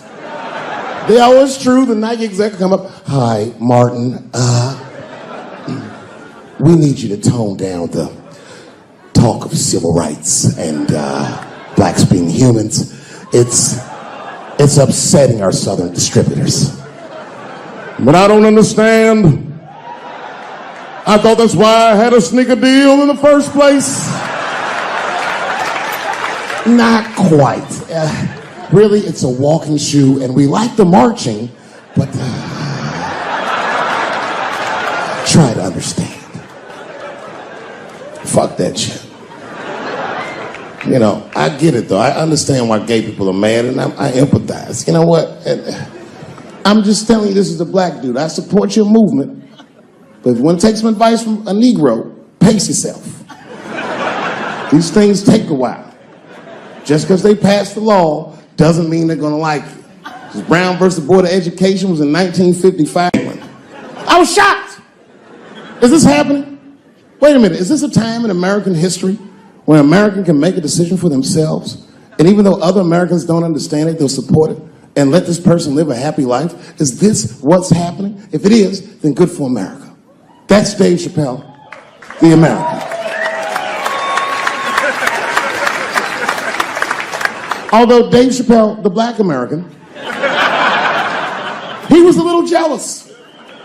I was like, how the fuck are transgender people beating black people in the discrimination Olympics? If the police shot half as many transgenders as they did niggas last year, it'd be a fucking war in LA. I know black dudes in Brooklyn, hard street motherfuckers that wear high heels just to feel safe.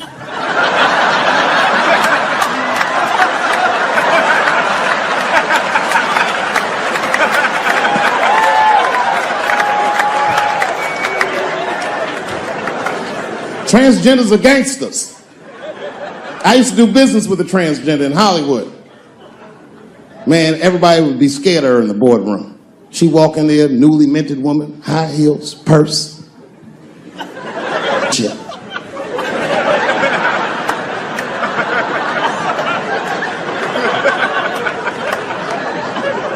And then she walked to the head of the conference table, stare at us all, reach in her purse and pull her old dick out and throw it on the table. Let's talk business, gentlemen. Ah!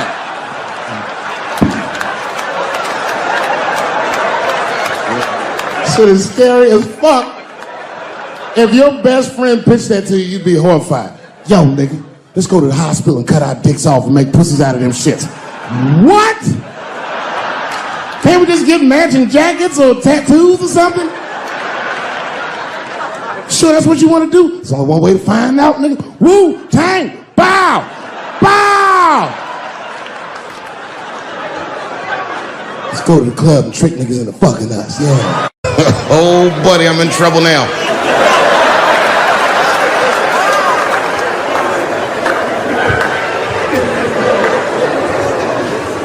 Before I go, I want to share this story with you because it's important to this point. I want your community to know that one of the coolest people I ever met was a transgender woman. And this is not a man that I knew that became a woman. This woman was trans when I met her. Lived in San Francisco. Daphne Dorman is her name. I would do 18 shows in the Bay Area, sometimes in Oakland and Dirty Hood nightclub, and she would be there, a white trans woman, laughing loud and hard at everything I said, especially the trans jokes. It's very puzzling because she was obviously trans. And one night after one of the shows, I met her. And what it was, turns out, it was her dream to be a comedian. And I was her hero. It's very moving. I could not dislike somebody that felt that way about me. We became fast friends.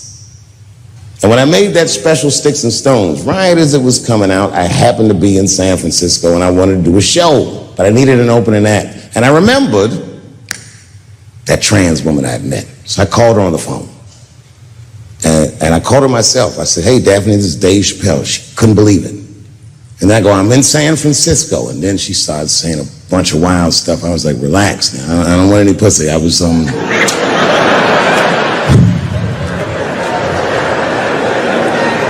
was calling because I'm doing a show and I need an opening act. And I was wondering if you'd open the show. And she was like, fuck yeah. Now, I didn't know this at the time, but this woman had only done stand-up comedy 8 times in her life. This is little to no experience. And now she's about to open a show for what many call the GOAT.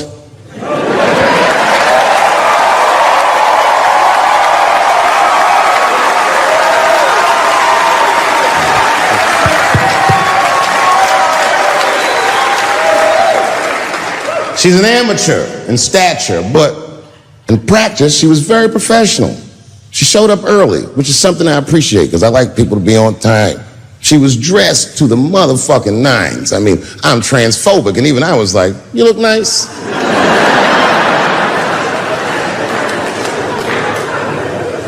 Went up on the stage with all the swag of a professional comedian, grabbed that mic and walked right down the middle and looked at the crowd like a gangster. Man, you should have seen her work. This bitch bombed for 45 minutes straight. And I am not exaggerating, young man. That show was terrible. Stunk. Stunk. And then she brings me on, and you know, I was like a glass of water after a handful of salt. The crowd was happy to see me. I was killing it. But here's what impressed me. Any other comedian I've ever seen, if they had bombed as bad as she did, would have snuck out of the back of the theater and went home and cried or something. And she didn't do that. Not only did she not leave, she found a seat right up in front. You know, when a new comedian watches an experienced comedian in comedy, we call this taking class. And this bitch took my whole class. She sat up there and was laughing as hard as she always laughs, as if nothing bad had even happened to her. And I saw her show. Something bad happened to her.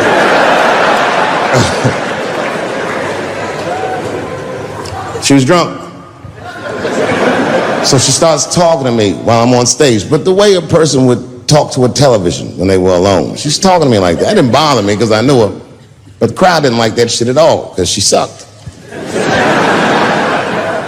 And a guy in the back of the room stood up, and Daphne's hair was dyed blonde at the time, and the guy screamed out, and his energy felt wild as fuck. He said, "Hey, Daphne!" And everybody kind of clamped, like got tense. We didn't know if it was a heckler or active shooter. And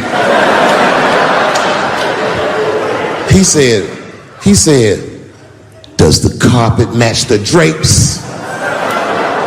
Yeah, it was fucked up. The whole crowd kind of groaned because it was so like mean.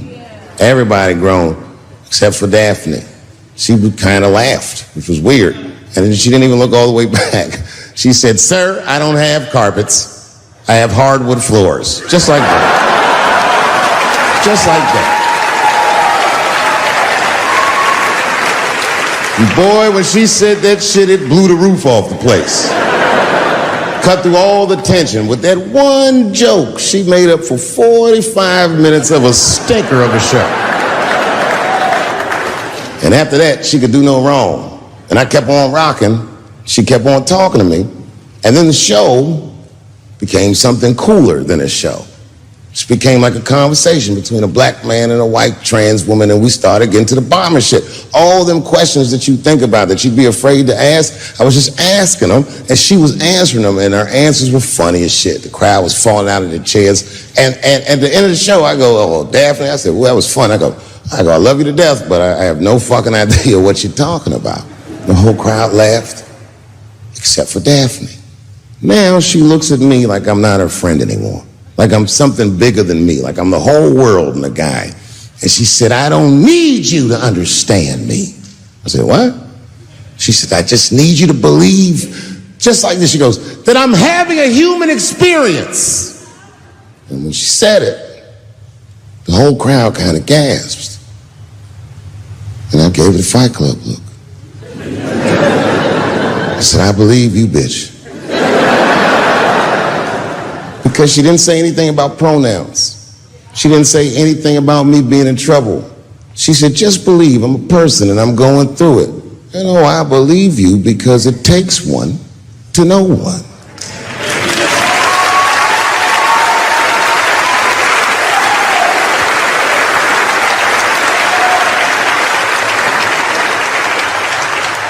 And then I told the crowd good night, and they start going crazy. And before the applause gets to its crescendo, I say, "And don't forget my opening act, Daphne." And the crowd stood up. And I looked at her, and tears came out of her eyes. She couldn't believe it was happening. I couldn't believe it was happening because her show stunk. And it was a great night. I remember the late, great Paul Mooney was there. A bunch of fly-ass comedy niggas was there. And we all went backstage and was just drinking and talking shit and laughing, and Daphne stole the room. She had everyone cracking up, spinning the yarn, telling us all these crazy stories about shit she be into. We all laughing real hard, and as she's telling us and everyone's laughing, I'm looking around, I'm like, oh my God, she is funny. I pulled her aside and I said, you're hilarious. I didn't know that when you were on stage. I said, you're doing some things wrong, but I can help you. I said, anytime I'm in San Francisco, why don't you open the show for me, and I'll just try to give you some pointers, see if you can't work this thing out. And she said, are you serious? I was like, yeah. And she grabbed me real tight, hugged me, squeezed me, and I pushed her all violently because I'm transphobic. I said, boundaries, bitch.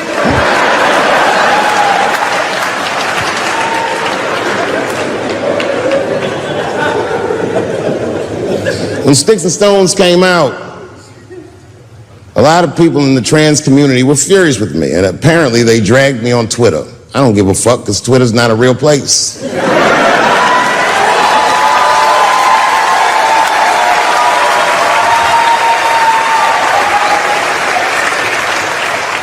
And the hardest thing for a person to do is go against their tribe if they disagree with their tribe. But Daphne did that for me. She wrote a tweet that was very beautiful, and what she said was, it was almost exactly what she said. She said, punching down on someone requires you to think less of them. And I know him, and he doesn't. He doesn't punch up, he doesn't punch down, he punches lines, and he's a master at his craft. That's what she said.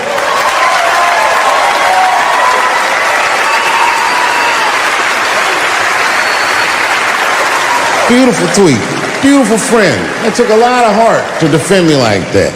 And when she did that, the trans community dragged that bitch all over Twitter. For days, they was going in on her, and she was holding her own because she's funny. But 6 days after that wonderful night I described to you, my friend Daphne killed herself. Oh, yeah. It's a true story. My heart was broken. Yeah, it wasn't the jokes. I don't know if it was them dragging her. I don't know what's going on in her life, but I bet dragging her didn't help. I was very angry at them. I was very angry at her. I felt like Daphne lied to me. She always says she identified as a woman, and then one day she goes up to the roof of a building and jumps off and kills herself. Clearly, only a man would do some gangster shit like that. Hear me out. As hard as it is to hear a joke like that, I'm telling you right now, Daphne would have loved that joke. That's why she was my friend.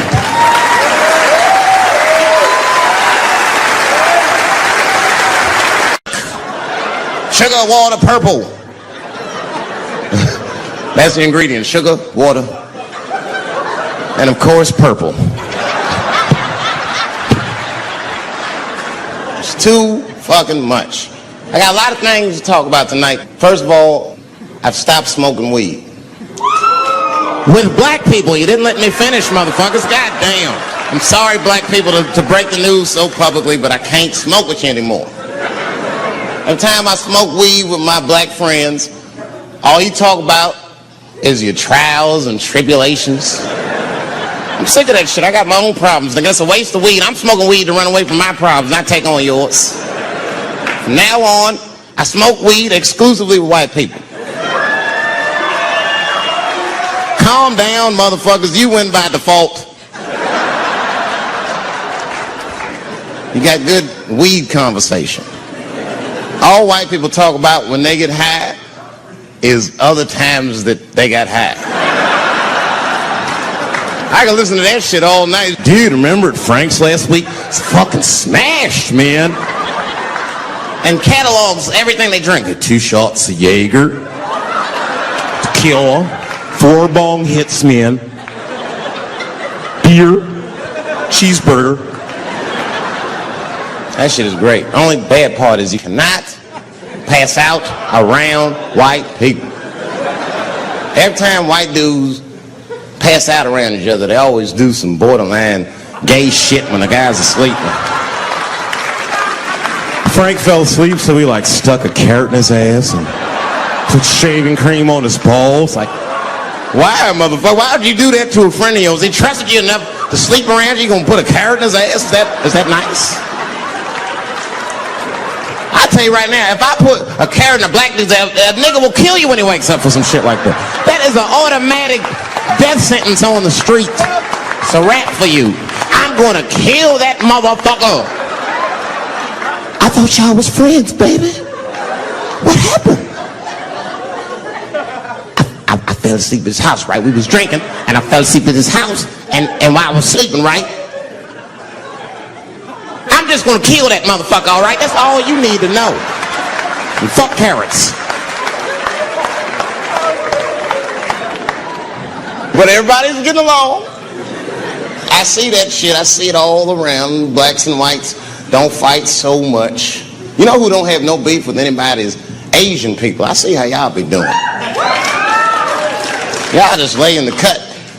Only people Asian people beef with is other Asian people. Like if you call a Korean guy Chinese, I've done this. They will flip out. Hey! What make you think I'm Chinese? I am Korean. I look Chinese. Yes, motherfucker, you do look Chinese. That's why I said it. It's an accident. Nigga, to the untrained eye, you all look Chinese to me.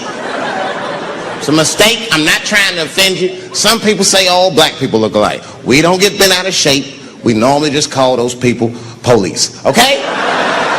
Just learn to live with it. That's all I can tell you. Everybody's afraid of police now. I'm scared to death of these police. I am, nigga. I got a police scanner. First money I got, this is the first shit I went out, bought me a police scanner. I just listen to these motherfuckers before I go out, just to make sure everything's cool. You hear shit on it. Calling all cars, be on the lookout for a black male between 4'7" and 6'8". Staying in the crib tonight, fuck that. Gotta work on that alibi for a minute. Every black person needs an alibi. I do them impromptu joints. If I'm by myself and need out, I'll just open up the windows in the apartment, turn all the lights on, start beating off right in the window. Look at me. Hey, everybody, look, it's me, Dave Chappelle. I'm crazy. I'm jerking off. Note the time, motherfuckers. It's 2:35. Look at me. I'm jerking off in the window. 2:35. Comedian Dave Chappelle is June 10th. Note the time.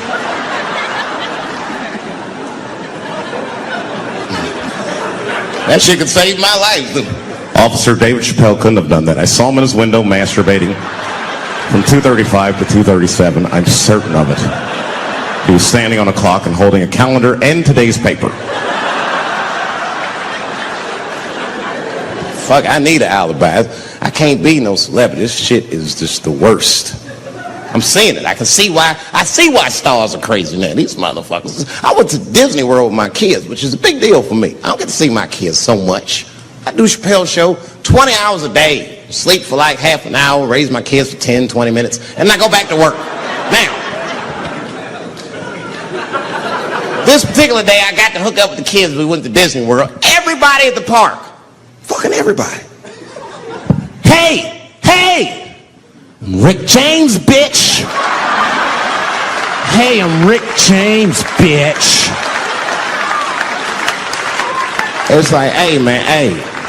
You mind not calling me a bitch in front of my kids? Time out, motherfucker. We take a day off. Even Mickey Mouse did it. I said, this is the most unprofessional shit I have ever seen in my life. Rick James, bitch. Oh, I was fed up. I caught that motherfucker with an uppercut. Bop! Knocked his head clean off. Everybody was screaming. Oh my God! Oh my God! Mickey Mouse is Mexican!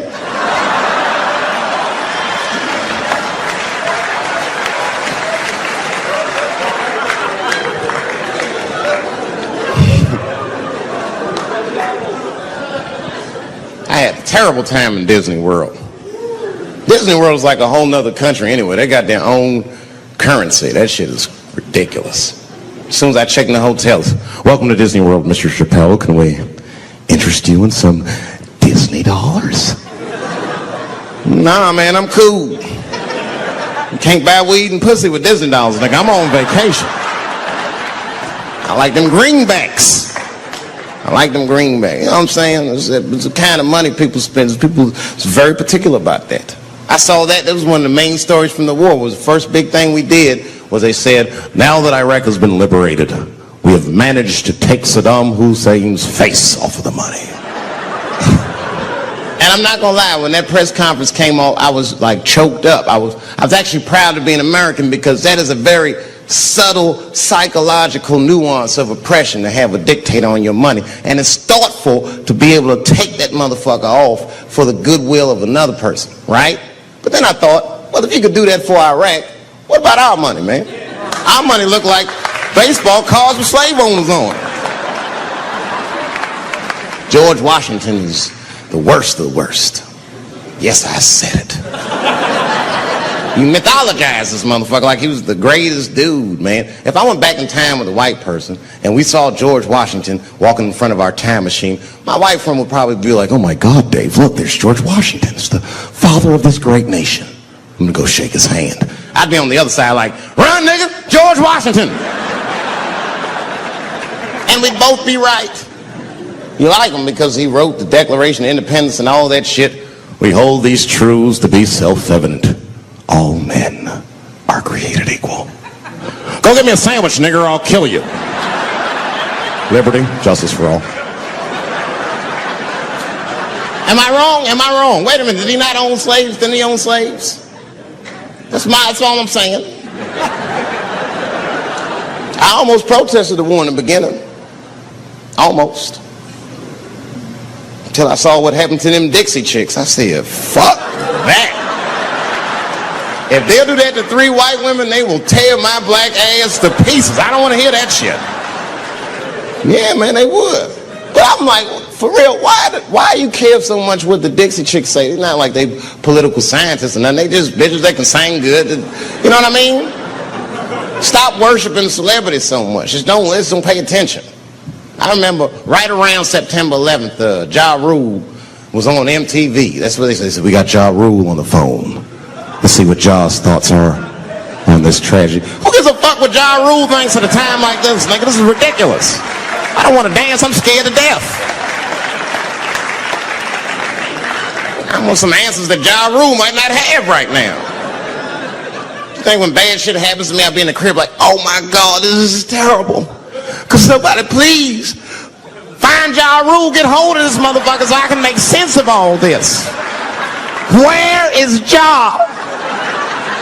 I need Ja Rule.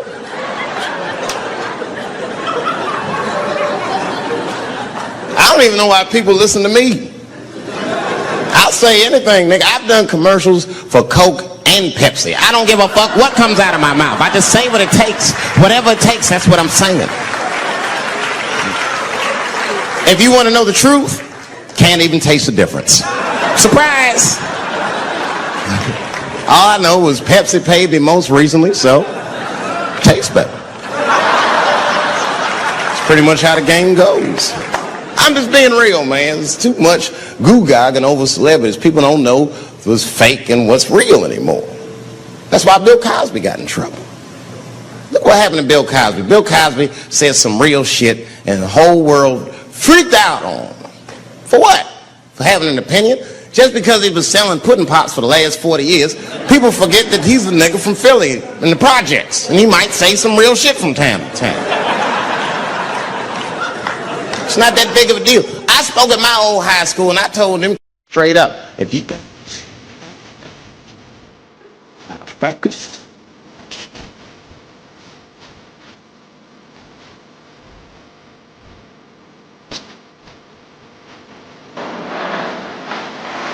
Either.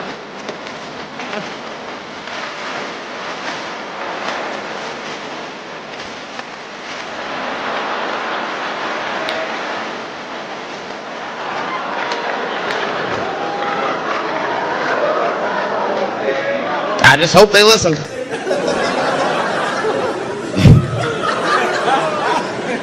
This shit is ridiculous. People worship television. They worship this shit. You know, like if you watch a movie, right? Say you're watching a movie and one character says to another character, say, hey, what's your number, man? What's the other character always say? 555, 5555. You know why we got to do that? because stupid ass people go to the movies and then go home and try to call the characters that they just saw. Hello, is Indiana Jones here? No, motherfucker, he's fake. It's not his number. And to be honest, this is the worst time in history to be a black celebrity. Fuck, they locking all our stars up. It's hot right now for black celebrities. I knew it was bad when Kobe got in trouble. I said, this is a wrap for us. He's one of the most wholesome dudes we had. They locked him up and everything. And Kobe kept it together. Thank God he held his game together, because if he was cracking under pressure and getting like 6 points a game, the whole LA would have been like, that nigger is guilty. Kobe was playing his ass off. He was playing like his freedom depended on that shit. You see this motherfucker in them games, this nigga's trying to beat that case on the court. That nigga,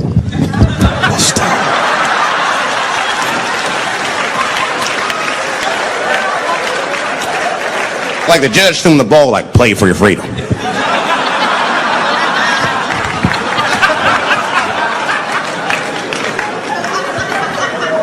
If I could talk to Kobe, I'd be like, just relax, you'll be fine, man. Because the public is still giving Kobe the benefit of the doubt. He's one of the few black celebrities that get that.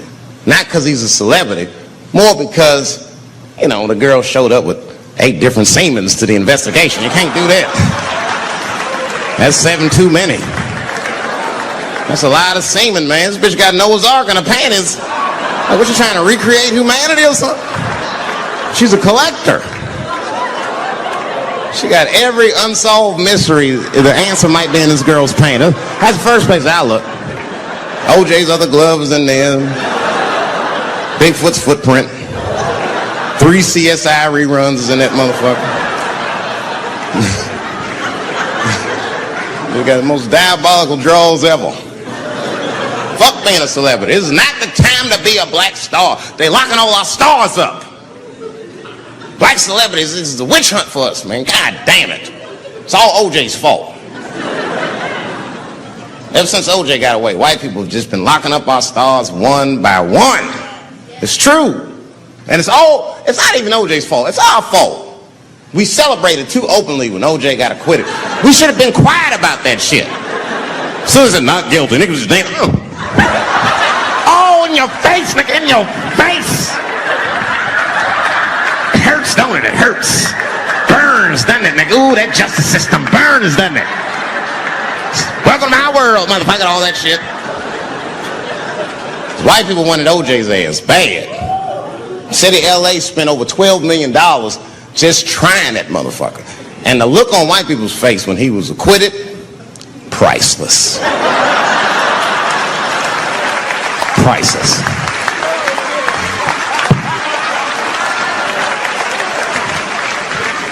And that's why I don't trip off of being a celebrity. I don't like it. I don't trust it. Because 1 minute they all love you, the next thing you know, you're in front of that courthouse dancing on top of a car just trying to figure out what the fuck happened to you.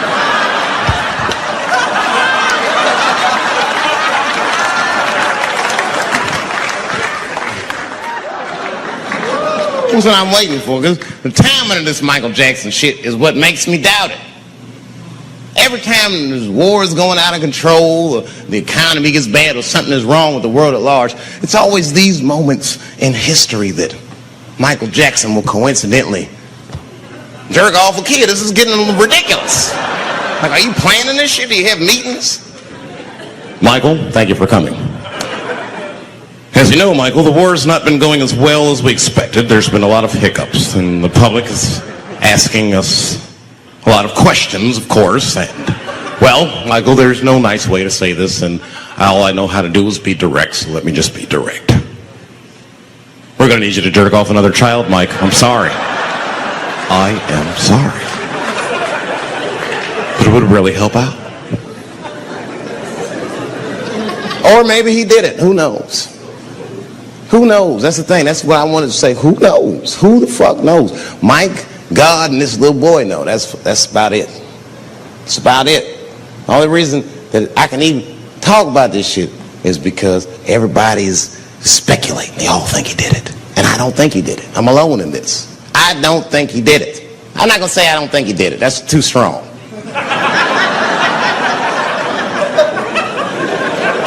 Let me just say I am reserving judgment until all the facts come out. But so far from what I heard, I mean, the kid said he was dying of cancer. He was in Make-A-Wish Foundation. He claims he had 2 weeks to live, and it was his dying wish to meet Michael Jackson. Come on, man, give me a fucking break. This kid is 10 years old. He don't remember Thriller. The fuck you want to meet Michael Jackson for, honestly? I remember Thriller, and I just like kind of want to meet this nigga. Like, I wouldn't break an appointment to meet him. I'll put it that way. I'd have to already be free. That's ridiculous. It's like if I'm dying in 2 weeks and go, oh, mama, get me in the room with Chubby Chuckle. I wouldn't want to meet that motherfucker. My last 2 weeks. Why not Usher or somebody like this? So then the kid claims he goes to Michael's house. This is where it all gets crazy. I don't, like, you know, he does everything you'd expect at Michael's house. They climbed trees and rode roller coasters and Ferris wheels. The chef made cookies, pies, and cakes. They was petting the monkey and the giraffe. Sang songs, kid shit. And in the middle of all this childlike activity, for some reason, Mike pulled out some wine and some pills and sucked this kid's dick. Folks, it hurts me to say it. And the kid had the nerve to call that abuse. Motherfucker, that is a good host. God damn, what else do you want? What else do you want? I'm lucky to get a glass of grape drink at my friend's house. Let alone a roller coaster ride and my dick sucked. Mike must be confused, like I brought you in my house, I fed you, I sucked your dick, and this is how you repay me, motherfuckers? This was your wish, not mine. Thought you were dying in 2 weeks. What happened to that motherfucker? I've been in court for a year and a half. You get stronger every time I see you.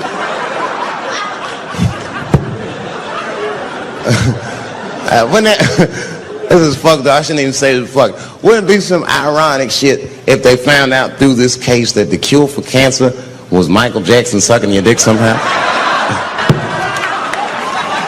Like if Mike had powers like Green Mile and all the kids like, please Mike, suck our dicks. Never again.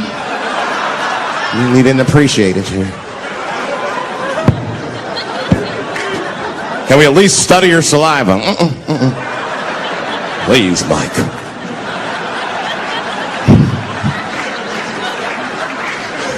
It just doesn't stop, though. It just doesn't stop. And the only reason I can talk about Mike is because he's a freak. He is a freak. That's why people let you talk about him. Because if I brought up Catholic priest fucking kids, it'd get quiet as shit. But when Michael Jackson does it, it's okay because he's a freak. His face is all cut up. But just remember, when you look at that thing that he calls his face, that he did that for you somehow. Somehow he thought you might, maybe it'll help. Maybe people will like me more if I turn myself into a white, ghoulish-like creature. I don't know what the fuck it is, but he did it for you. And I appreciate the gesture, Michael Jackson. If you're watching this, I appreciate that gesture, and I want you to know, fuck everybody, Dave Chappelle understands. Because you want to know something? I'm getting some work done. Surprise, yes. Nothing major. You would never know if I didn't tell you, but it's some shit I'm insecure about that I want to work on. If you must know, I'm getting Botox done on my balls to get these wrinkles out. Finally, I have these shit smooth as eggs. No, I can't wait. I cannot wait. And I'm not stopping there. That's just phase one, baby. I'll be like Bob Vila, these old balls. I'm fixing them up. I'm plucking all the hair out. I gotta make room. I know this. I gotta make room. I'm gonna tattoo a gangster ass face on them. Mean expressions like this. And then I'll grow the hair back on the bottom so they got beards like me. And then I'm hitting that beach and looking for ball suckers. I'm gonna wear some high shorts just like this. And walk up to women with a confidence I've never had before. Pardon me, miss. I don't mean to be rude. But do you suck balls? Excuse me? Miss, relax. You didn't even let me finish. do you suck? These balls. Oh my God, those balls are as smooth as eggs. Yes, I'll suck them. I've played this scenario out in my mind 1,000,000 times, lady. That's how it always ends. Yes, I'll suck those balls. All our stars, man. R. Kelly pissed on his victim. I know, it was rough. But I mean, again, I can't even judge R. Kelly. First of all, we don't know if these allegations are true, and not even if they are true. If you want to know how I feel about it honestly, if a man cannot pee on his fans, I don't want to be in show business anymore because, well, that's why I got in the game, baby. I got dreams too.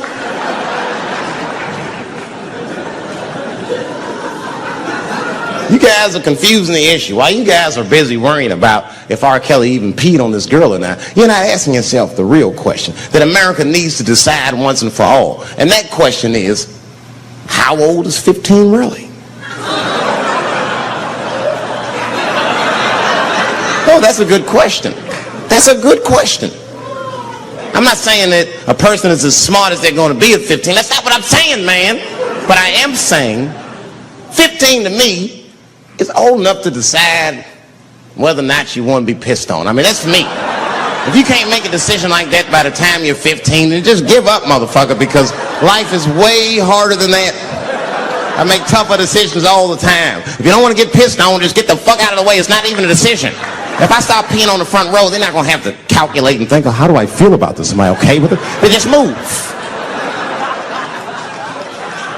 You can do that at 15. I could have. I've been 15. When I was 15, I was doing stand-up in nightclubs. I smoked reefer from time to time. Friends were selling crack. I was trying to finger fuck people. I knew what was happening around me to some degree. Getting pissed on was the least of my worries at 15. Trust me. But it keeps coming up. There's a lot of confusion around that age. Anytime 15 comes up, people freak out. Like when that girl, Elizabeth Smart, got kidnapped. Right? Remember in Utah last year, 15-year-old girl Elizabeth Smart was kidnapped, and then they finally found her, and the whole country was relieved. And I was the only one saying, damn, she wasn't that smart after all. Not because she got kidnapped. That could happen to anybody. I'm not knocking her for that. I'm just saying, if you kidnapped me when I was 15, you got to take me further than 8 miles away from my house, man. God damn. You can't hold me prisoner around shit I recognize. I'll break away. I'll break away. Fuck off me, nigga. That's my bus stop. I know where I'm at. I'm going home.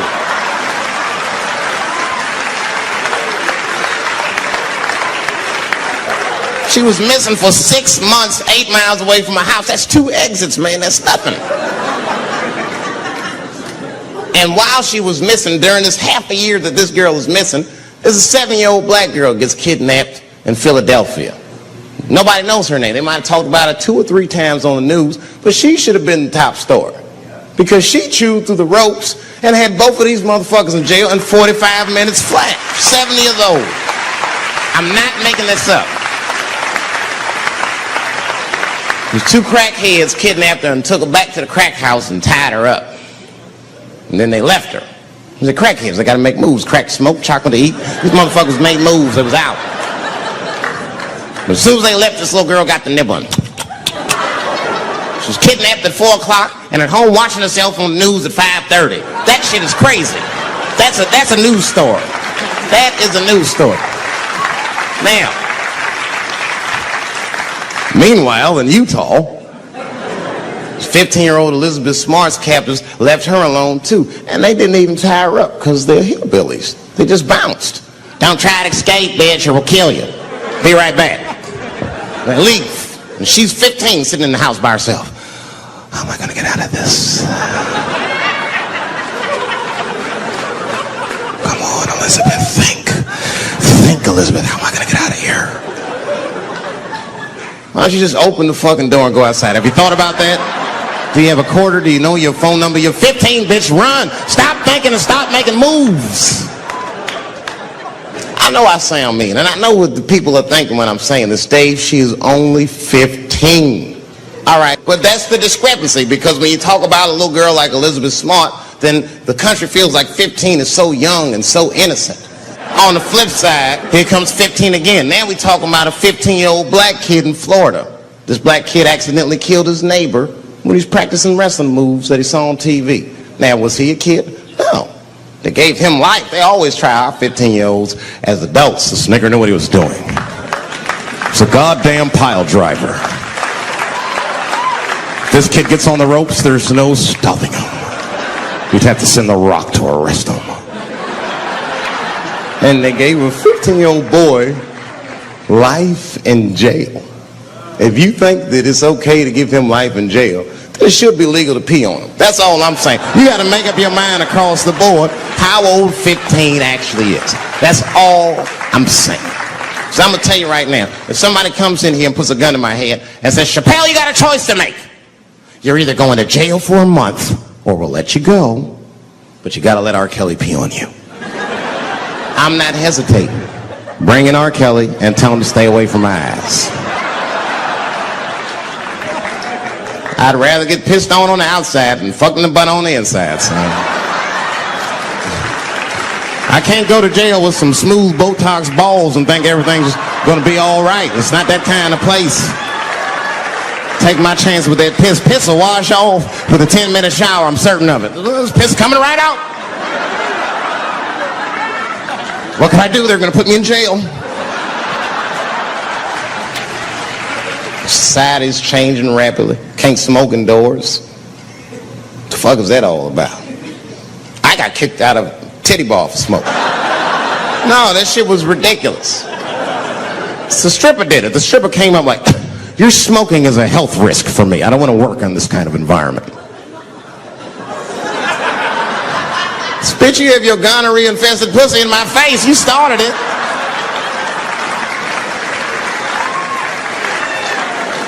And they threw me out. It's the dirtiest place I've ever been thrown out of. And just to give you an idea of what I mean by dirty, lap dances at this place, $3. It's fucking disgusting. And at the same time, who could pass up a sale, son? It was $3. Of course I did it. It's only 12 quarters. Said I'll break a 5 for that.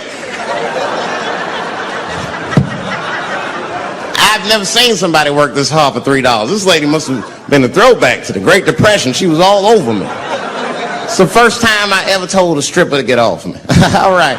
Yeah, thank you very much, miss. Thank you. That'll be all. That's enough. Thank you. Hey! Hey, get off of me! Whatever happened to lipstick on the collar, lady? I have a shit streak on the middle of my shirt. How the fuck am I going to explain this when I get home? Huh?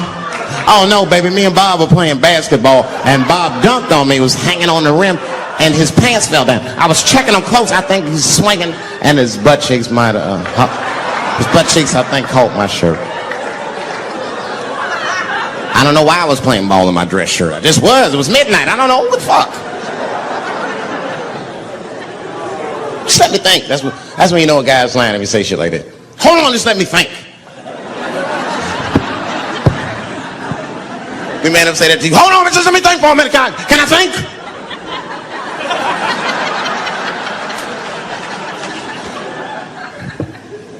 But y'all women, man, you guys just made too much progress too fast. Not too much, but you're confused by it. You made so much progress, you're even confused. Men and women, we both like, what the fuck just happened?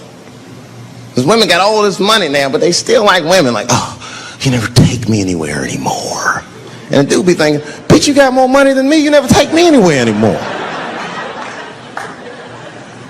And at the same time, you don't treat a man like a man. You don't cook, you don't clean, and you don't do anything a motherfucker says. You tell a motherfucker what to do. I see women doing this to men all the time. Come on!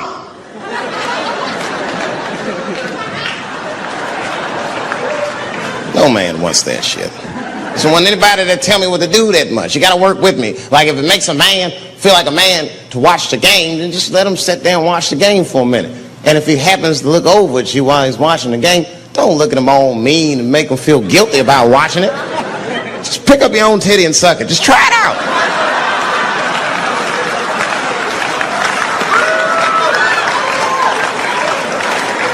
He will instantly remember why he fell in love. Oh, that's right. Forgot my girl sucks her own titties from time to time. I can't walk away from that. It's too hard to find. You see, that took 20 seconds. You still can be as busy as you want. Just suck your own titty and everything's cool. Well, how about this? If you're making love to your man, you already making love, might as well spice it up, right? How about this? I personally like it. I like it when a girl tells me where to come. Don't like it when a girl tells me when to come. I hate that shit.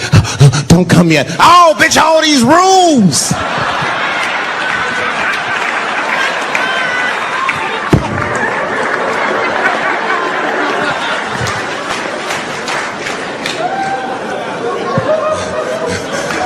Instead of doing that, why don't you just tell us where? It's make us feel better, especially if you're aggressive about it. I like when girls go, wow, come in my face! Stick your chin out like a boxer. Bring it on, motherfucker! You're a bum! But it doesn't have to be that wild or explicit. Look, all the man wants to know is that you're interested and that you're participating. You can say anything, he'll be happy. Oh, come on top of the television. All right, fuck it.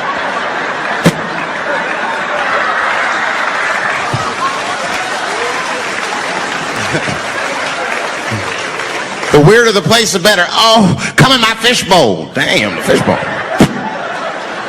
Oh shit, they're eating it. Oh.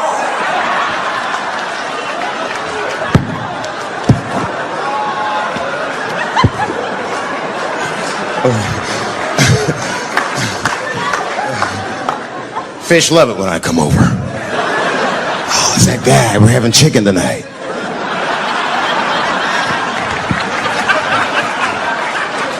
You guys, man, thanks, man. It's been the best year of my career. By far. I appreciate you guys watching me. Because I do for my kids, really, man. And my kids are off the hook. You think I'm a bad motherfucker. Wait till you see the 2000 model Chappelle. This nigga is off the hook. My sons are bad. My oldest son is 3. This nigga made me a necklace out of macaroni. I said, this shit is baller. He painted the macaroni green and put it on a string. He tied it on my neck and he told me he was proud of me. And I got choked up.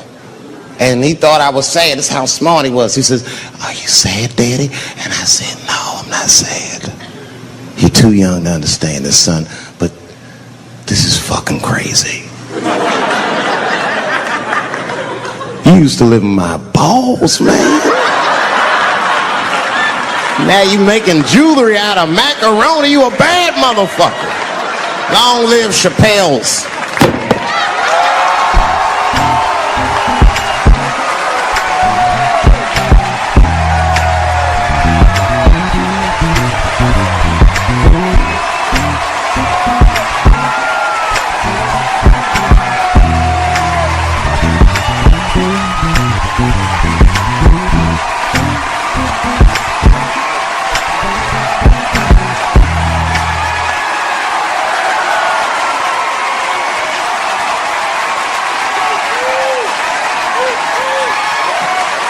Oh, shit. Thanks, guys. Thank you. That's what it's all about. Everybody usually wants to be famous so they can rock nice jewelry and all that shit. Nigga, I already got a macaroni necklace. I got valuable shit. I got valuable shit. I'm not in it for that. Only kind of shit I want to do with fame that's like decadent is I want to go to Vegas to the $5,000 blackjack table. And I don't even want to play. I just want to be such a big star that I could go up to one of the players in a tight hand and put my dick on their show. And I'm such a celebrity, they think it's funny. Hey, what the fuck? Oh shit, Dave Chappelle. Wow. And get on the cell phone. You are not going to believe whose dick is on my shoulder right now. And this guy's balls are smooth as ass. He's had some work done. Couldn't thank you enough. God bless you all, man. Keep watching me. I'm going to try to make it interesting. Stay safe. biatch!